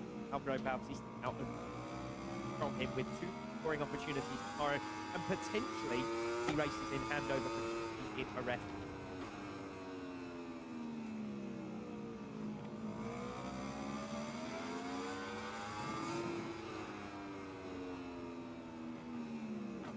Manufacturers Championship has just 1 point in it. BMW Toprak Razgatlioglu pulling back another 5 over Ducati in race 1 there.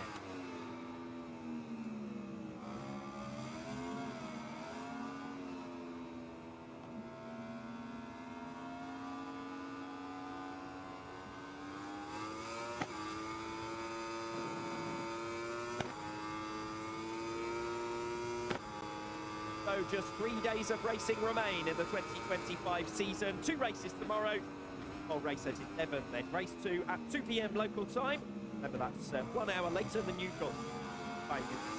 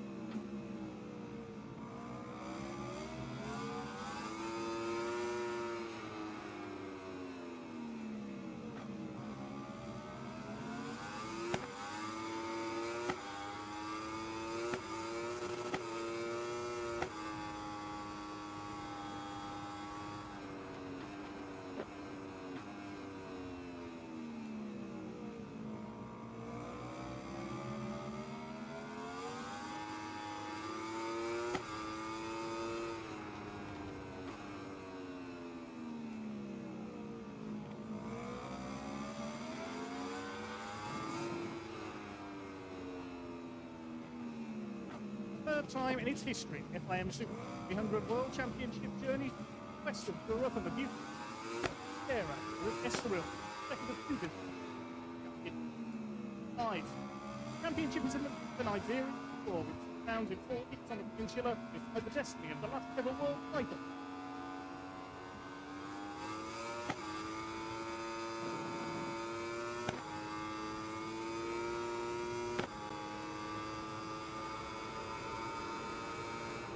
The town of Estoril is famous for it. No, things are so unpredictable. 300, Ethan Gambler would have been tough to choose to place their bets. Races made in 2020. That's a gift title problem. Aragon round. Carter Thompson proved his hopes there with victory in race 1. Crashed out along with fellow contender Jeffrey Bowes in the second stanza. David Salvador also crashed seconds later. Julio Garcia returned fifth. Fifth leader Benyat Fernandez leads 10th place by track limit penalties for a podium race. Leo Bonucci. Podium. They've got Arden Steve English here at trackside for race 1 here in Portugal. Even no one can afford to face off here after the mayhem of Aragon. Exactly, Dave. When you look at the championship battle, we've got 22 points between our top 3. They're all there in the second row of the grid. It sets up nicely for 12 laps of action here in the 300 class. Benyat Fernandez leads by 13 points from David Salvador, and all of those riders, they know that the pressure really does start to build. Carter Thompson has a good rear gunner in the form of Lawrence Benham and his MPM Kawasaki teammate up there in the front, but it's all about being able to stay out of trouble. This is a track where you can break away from that lead group as long as you're able to stay out of trouble. Benham certainly wants to watch here. He broke the lap record in free practice start of the weekend. He also went quickest in the race morning warm-up today. That record shattered by this man, Matteo Bellucci. For the last couple of weeks he's had at the Aragon round, he smashed the 5-year-old lap record there. Years, race 2, over 10 seconds there of the field. Great to see Matteo back up that.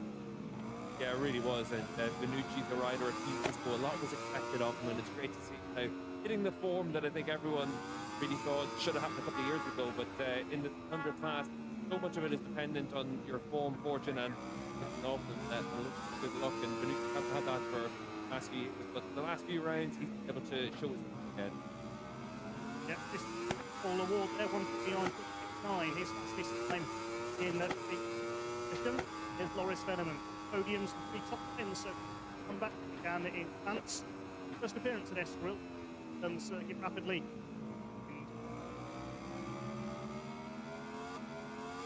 And for Loris, we've been able to once again very strong. You'd be very surprised if he's not on the like grid next season. 300 replaced by the World Championship big season, beating the front row. Antonio Torres, a pair of podiums on his last film. Now at the start of the season have been his best results. He's had a quiet weekend last Aragon. Yeah, an important Torres and him up there as well. To David Salvador. Little contenders on the this is David Salvador, number 38. This is a chance to gap on Benyat Fernandez at Aragon. Cashed out of race 2 after a podium in the opener. They've at least once every round this year. He must be. Yeah, and for Salvador, qualifying's been the bedrock of his success. Make sure he's able to final and goes Estoril well. Good opportunity for him to be able to win that champion. Benyat Fernandez starts up alongside him. The championship leader failed to take advantage of his rival. He last time out a long lap penalty and then a one-place stop. Completed track limits offensive. Michael lead 15 points. For Fernandez and Kobe squad, it's all about trying to give yourself the opportunity to find around. They were delighted with the lap that he qualified at the front 2 rows just because it's so easy to have caught out and action. That was the first part of their job done. Now they're into the important part. Later, 5 minutes to go until the of the race. And yeah, third of the entitled contenders kicks off the championship. It's currently on second place, David Salvador. Spirit Aragon. That's going to be a win. This one side in the second lap of race 2 did weekend, taking out Jeffrey Bowes as well. Needs strong results to get his title. That's opened up.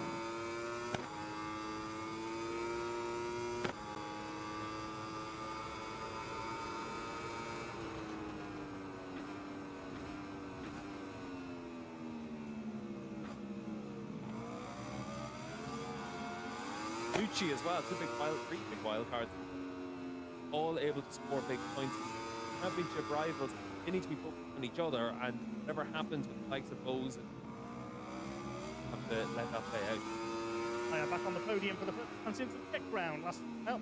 Again, distance on top tennis every round this season, but leads every race given his level of experience over race starts. Name now Felix and Pepe Oscar. 31 in a grid. 3 newcomers hopefully in this race, but they have sadly failed to hit the set flying. It's Matteo Benucci with a superb record lap. The second leg of its season closing Iberian Tour here at Estoril. The race is still wide open. Races to go. And Fernandez missed the chance to lead at Bush and Aragon as one of all his major pursuers out back limits penalties. Team 109 rider to 10th place. Very instant that second race. Having Salvador at the top. Yes, get back to their best form. Team English alongside me at trackside for race 1.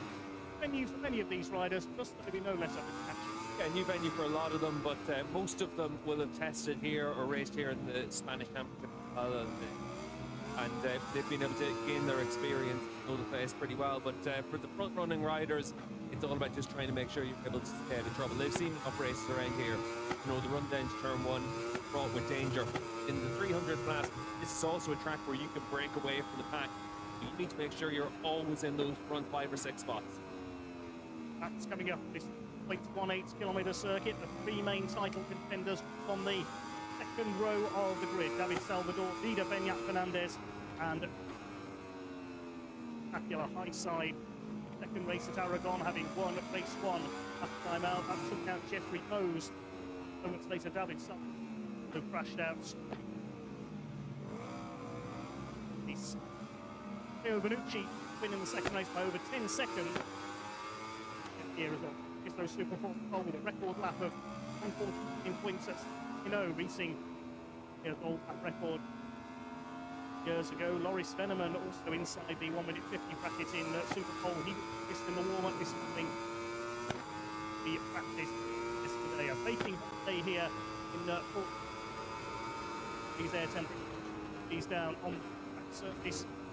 Winds here as always on the West Atlantic coast of Europe as well. 31 riders on this grid. 3 riders failed to qualify. They're all newcomers to Supersport 300. Chen Zhang, the Arco University team. Super wildcard Martin Garcia, 3rd championship. Hamilton Anglo Hungarian standing in Tanzania.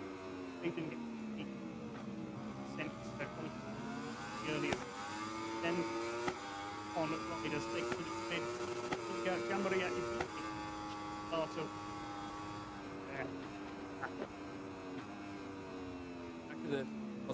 Marcolani, he's not been able to make it out onto the further down the order on the hit road. Right front of the field, Benucci, Veneman and Torres on that front row are 3 championship contenders on the second row of the grid. Staying out of trouble is the name of the game here today. We've got 4 races left in the championship season and only 22 top 3. This is a critical race for all of them because this will condition so much of what they have to do for the rest. 13 points in it for the championship lead. This man, Beñat Fernandez, on the lone Covey machine in the field, holds speed over the yellow MCM machine, the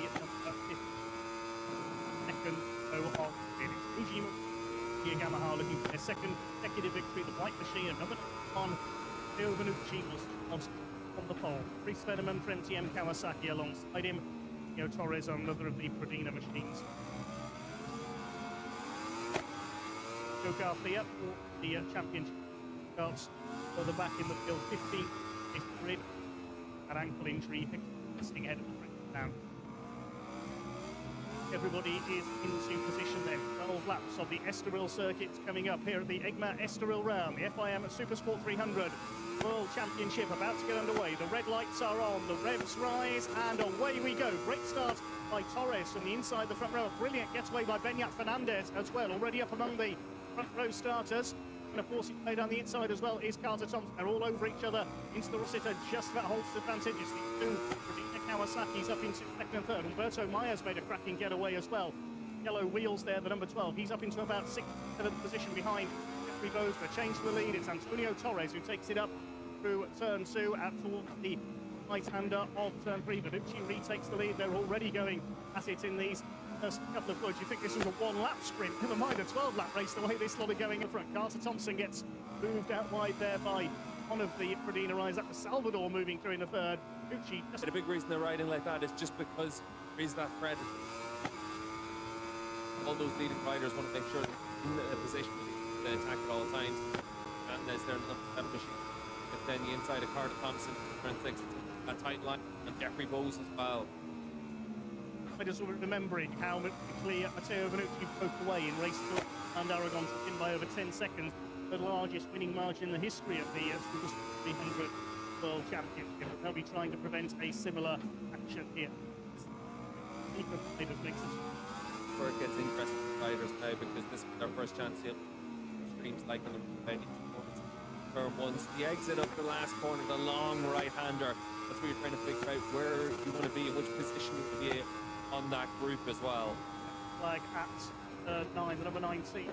That Alcaraz, the Indonesian, has had a spill. Unfortunately, it's only his second round in the championship. In his debut at Aragon, they pick up Bowes inside, in challenging Kawasaki's inside the Yamaha of Benucci on the outside. Carter Thompson up the inside of all 5 wide for the lead into turn 1. Looks like Salvador's going to come out with the lead on the number 38. Torres makes it a Pradina on 2, down to third possible.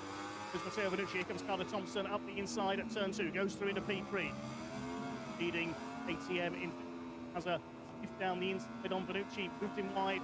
Go through into people. Championship leader Beñat Fernandez was 8th then the start-finish sprint, ended up in a bench 12 spot as well, so the opening lap has taught him a lot about where he needs to be on that group as well. But Fernandez, we saw this at times, that bike hasn't always been the strongest in the straight line, and thought I had a little bit that open.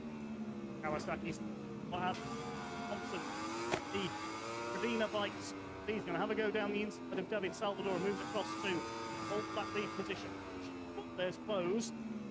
So, yeah, I think he's no, it's Annie Mugeda. He's still on the number 88 sticker machine, head of Loris Venemun, who's had a quiet run so far, and Beñat Fernandez has now dropped down the order in 9 on the lone Ovi in the field. So it is definitely Kawasaki's here in this lead battle. Trying to make the Pradina 1-2 up the inside there is Torres, but it is David Salvador leading Yamaha.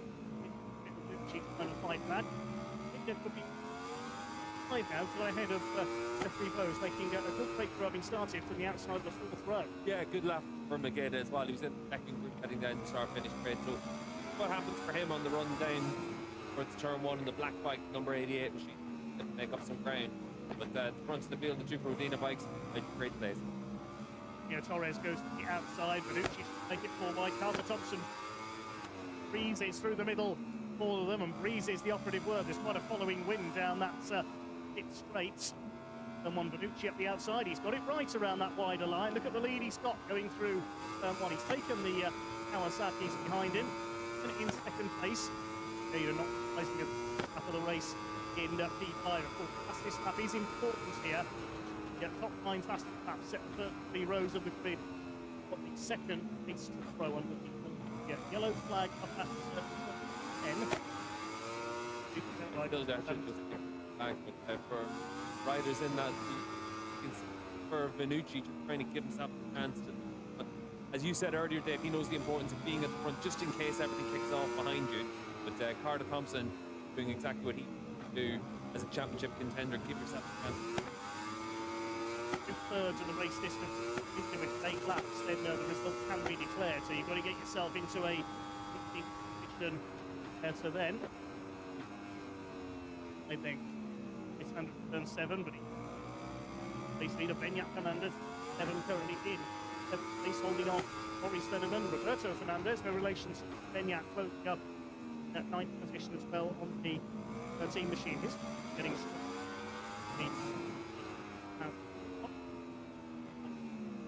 in Kawasaki of Cardiff, Overnucci for blue. On the ATM. Quiet race for Jeffrey in the first couple of laps, but he's not watching and do. The run last time around, 4th to 1st was Nucci. Let's see what happens there for 47 of Antonio Torres. And here is Salvador. Let's see whether it pulls out here from the back of this walk. Carter Thompson going around the outside, which is Torres. So he's got the better slipstream. Mugeda trying to stay with them on, I don't know, Vanucci off. And Torres didn't get the run he wanted down the race last time around, and that's brought them back in there. The number 7 machine able to have a chance to be there with the kid. And as a challenging Mugeda as they come through next at 3. The other mirror image loop, the left-hander through turn 4. Estoril. Who's Cinnamon. So Fernandez lining up top is Andres Spader, which is back in action after that crash at Montgomery. It is pulled up. East one. In action here on a circuit he knows well. Spanish 300 championship. Challenging over Vanucci. Again, Vanucci able to hold people off. And once Vanucci gets in front, he's a very tough customer to overtake. Yeah, Vanucci likes to be able to hit the front and lead. Saw that in Misano whenever he won his first race years ago. Well, but Vanucci's riding high, he's got a lot of confidence, and he's looking for a tough rider to beat. Thompson's doing a good job with the number 50 bike with the black helmet there, the Kawasaki. 2nd in the championship, and 3rd in the championship coming into this weekend, but able to give himself that opportunity to keep himself in that lead group at all times. Important thing in 300 racing, it's not always about being the race leader, it's front 3, 4, 5 bike. Fernandez in P5 at the moment, gets tables ahead of him. Carter Thompson has just taken the lead. Matteo Vanucci, the lead across this time through to complete lap number 4. Fernandez having a look down the inside, the two Pradina lights here. Vanucci back around the outside to retake the advantage. Fernandez up the inside, he's got 3rd position. The lights in there, that was Torres. Good move by Benyat Fernandez as well, and important for him to consolidate what he's done the last few laps, just a little challenge against your championship rivals. Down the inside into P4, relegates Carter Thompson. The 5th position of the music Benyat Fernandez is right now as he is challenging to get to the 38 of David Salvador. 2nd position. Over to the Tata EG Yamaha play then.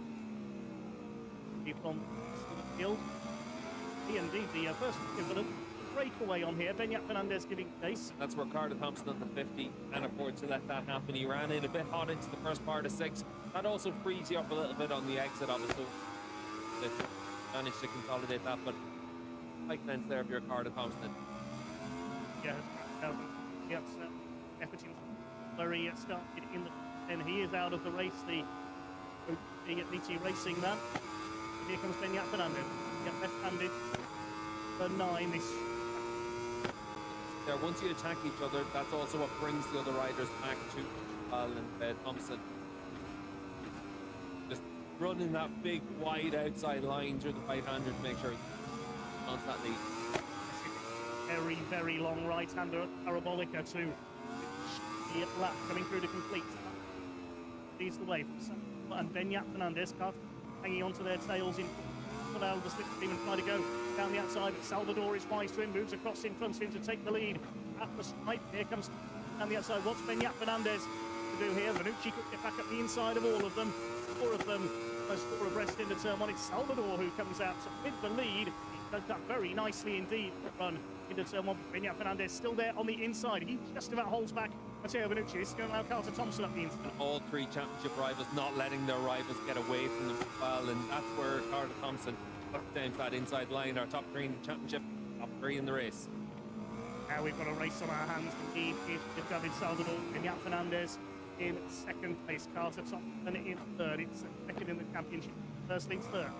riders running out onto that green paint there as well. We saw last time out for Fernandez the importance of making sure that you avoid track limit penalties, and for all these riders the eye on that through.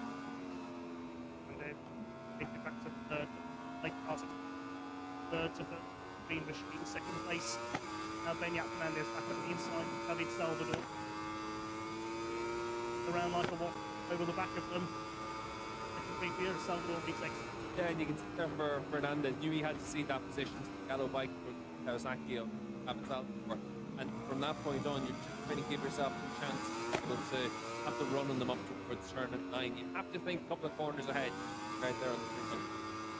Back of the circuit, but it is next cut back into second place, but it didn't work there. He got Antonio Torres, second with a leader bike on sale now. The third of them is down in 13th. Back of this group, Go Garcia, possibly struggling that angle. Yeah, Garcia walking around the paddock didn't look comfortable at all, and it's unfortunate time for that injury as you were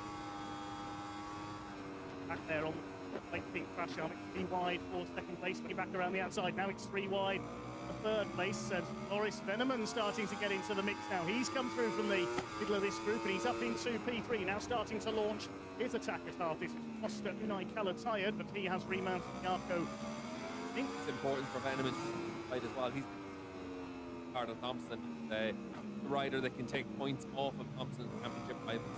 Who's back in front? Matteo Vanucci once again. He always seems to put himself perfectly. Knows exactly where to put that AG Yamaha to cut his way through. Fernandez has back into P7 now because Tony Mugeda has come halfway through the race, and Risueno will be on the pole with his fastest so far, Beñat Fernandez, and then we will see it. Keep an eye on that throughout. And Risueno certainly making no mistakes with his 1 lap pace so far in the last couple of rounds. The yellow flag for lap number 2. He has found Giacomo disappointed this season in sadly. And TM yeah, it's Carter Thompson open away. Antonio Torres now. These two are going to try and push each other here. Get the rest of the field now. The 2 Pradina bikes in third and fourth place. David Salvador nearly overcooking it there into turn 9, and he holds on ahead of Loris Veneman in P5, and Beñat Fernandez needs to try and push on here. Yeah, and this moment now where the pin's getting pulled at the front of the race, and every now and then there's just those few bike lengths that get picked up by the 2 race leaders. Then they get drawn back in by the slipstream, but ultimately you don't want to give them the opportunity. That's where for Veneman there in the 71 machine, he needs to be cleared by Beñat Fernandez, and Fernandez with that slipstream trying to move himself up into the top 4. The lead as they come across the bike this time. On the outside, Torres cut underneath both of them. On the P7, it's all about leaving down this space here at Estoril. By side before, Loris Veneman gets moved wide by Beñat Fernandez. He's in bullish mood. Getting up into P. David Salvador down to 6. Yeah, I think Beñat's not seeing a fight that he doesn't want to get involved in. And you can there once again just use racecraft. Itself and Carter Thompson racing in the Red Bull rookies this year. We've been able to see 2 riders, good riders, and they're right there fighting for the World Championship. They've also got to think about David Salvador. Salvador is on the number 38 machine, just behind Loris Veneman, so they're in right now. Back of the paddock they go towards left-hander at turn number 6, Parabolica Interior. Gucci, who leads the way up on his section. So there is Carter Thompson to the inside.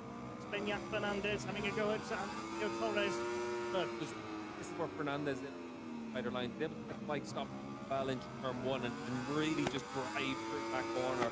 Down in towards 6, we've seen the times whenever he's able to use a lot less racetrack than everyone else. And sometimes on 100. Inside, under braking, Antonio Torres. That's a brave move into turn 9, but he's managed to pull it off. Determined there from Antonio Torres.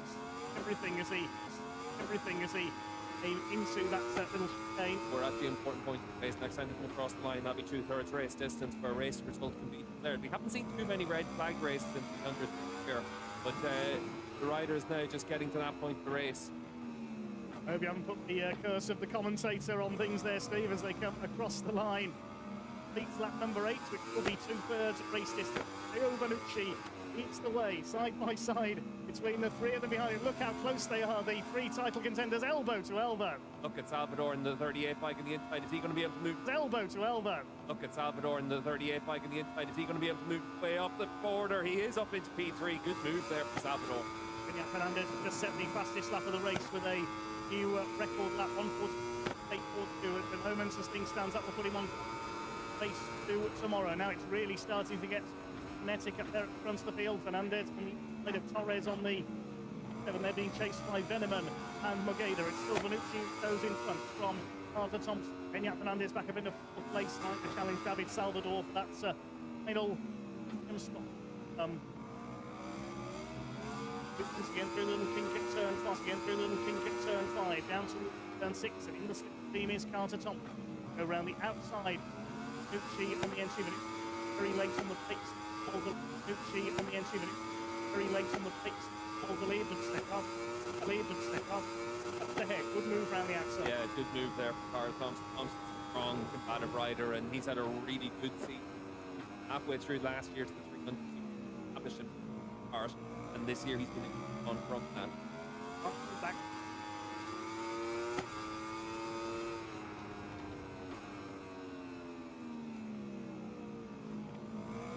Beautifully done there by Beñat Fernandez on the braking for 9. He goes up into 3rd position, chasing now Carter Thompson. He wants to finish ahead of Thompson and Salvador here.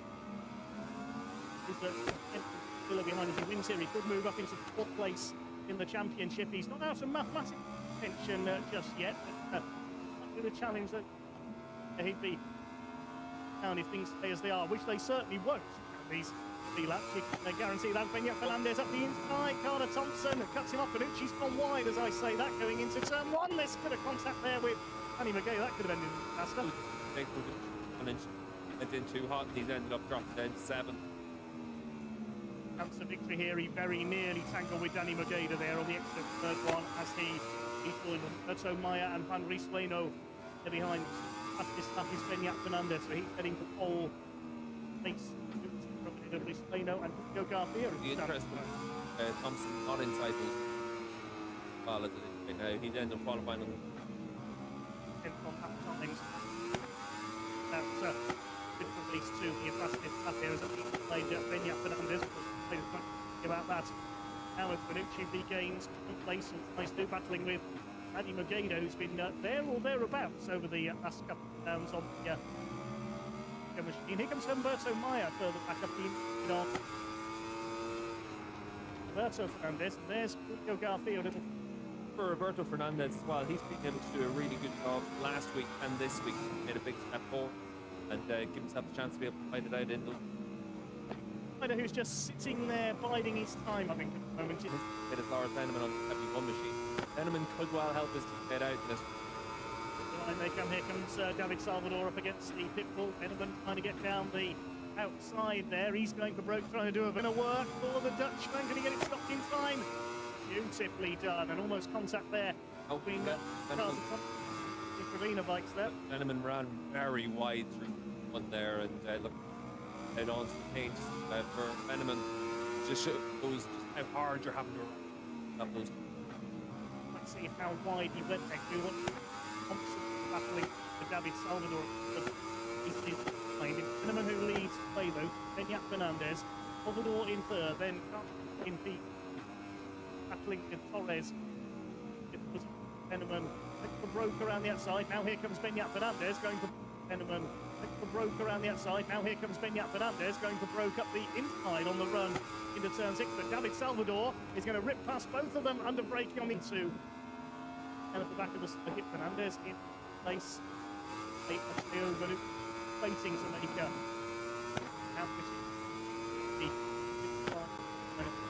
David Salvador definitely to make a. Now is to see whether or not you're able to win the path to 9, and we haven't really seen it much in this race where riders haven't been able to use it as that full dress rehearsal, but now they will, and they'll see that run to the line. You are able to make that bit of contact there between Salvador and Beñat Fernandez. Veneman right to the... they're going to go 4 and 5 abreast here into turn 1. Who's going to be the last of the late breakers? Veneman gets it. Back to... There's Lincoln ahead of him there. As Benucci, who leads the way, looking for second consecutive victory with his two consecutive Superpole. Up in towards turn 6, this is where we see number 7 back, hold that tight line through 6, and Fernandez does it again. And then left-hander, going to get alongside Loris Veneman, side on the entry there. David Salvador in the wheel tracks of the Kobe. They're side by side on the exit. Benyat Fernandez gets through into P2. Now, can he have a go at Matteo Benucci? Veneman's going to fight back on the run through. Right-hander it turns Carter Thompson, attacking the place on the inside of David Salvador. 3 title contenders still in those top 5 positions. Looking for first race of the weekend for the FIM Supersport 300 World Championship here at Estoril, side by side. Carter Thompson, David Salvador. Veneman's in a good position to be able to craft the line through the last one. Here we go then. Who is it going to be? Matteo Benucci from Benyat Fernandez. Third place is Loris Veneman. Looks like the win could go to those 3. Can Benucci get enough of the gap here through the parabolica? What the final time? The checkered flag is almost in sight. It looks as though Matteo Benucci has done enough for a second consecutive victory. Benyat Fernandez is not going to catch him. It's going to be for second place across the line. Matteo Benucci is going to take the win. It's going to be 3 wide for second place, and the inside, I think that was Thompson through for second. P2. Thompson P2, Veneman P3, Fernandez.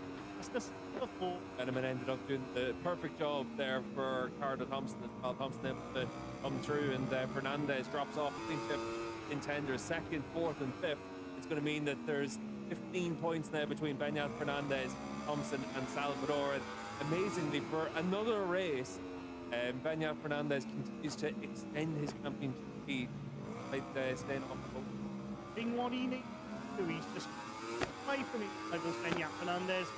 Celebrate with Matteo Benucci, a second consecutive race victory 2025 season. Win number 5 is FIM Super 300 World Championship. Yep. His success in before MCM Kawasaki, the certainly in the Super 300 history. 7th in his career. Thinking out to the screen behind Benyat Fernandez, Davis Maven. 56,000. Second. 300 action going to Germany. He at the second. Yano Hani. Finish. Going that race. Second. Second covering the is for a 7th podium. This Veneman in 3rd, 10th. Ever. Benyat Fernandez. Place. 5th.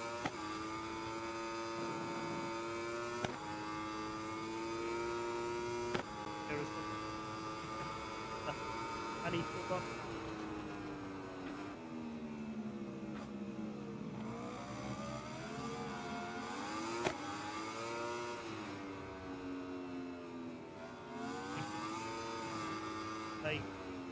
Part firmly. David Salvador with that P5 is now level with Carter Thompson, 15 points off Benyat Fernandez. Benucci's not that far behind her, but it is really between. Yeah, Benucci, I think mathematical contention, but he's not a practical contention. Yes, and 36 points mean that you have to, but gaining a bit of luck in his fight. 300, that's where pick up a big chunk of points. Now,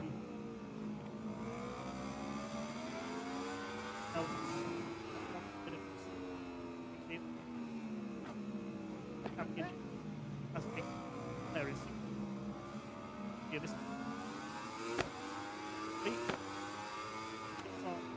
Benucci in second. Now a second is place does for a win, and then longer front. Italian is up with similar. A 3/10 in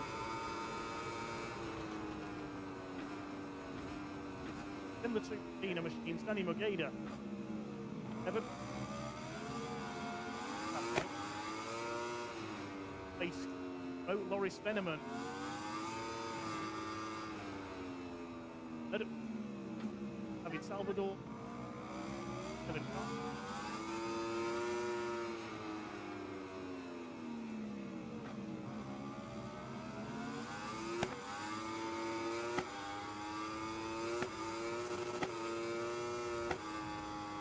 Are the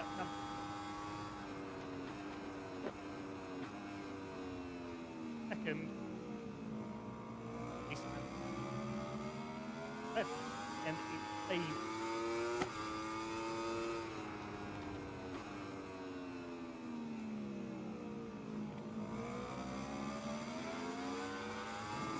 Ended up well. Jeffrey Bowes needed in the closing. Yeah. M is a at the group.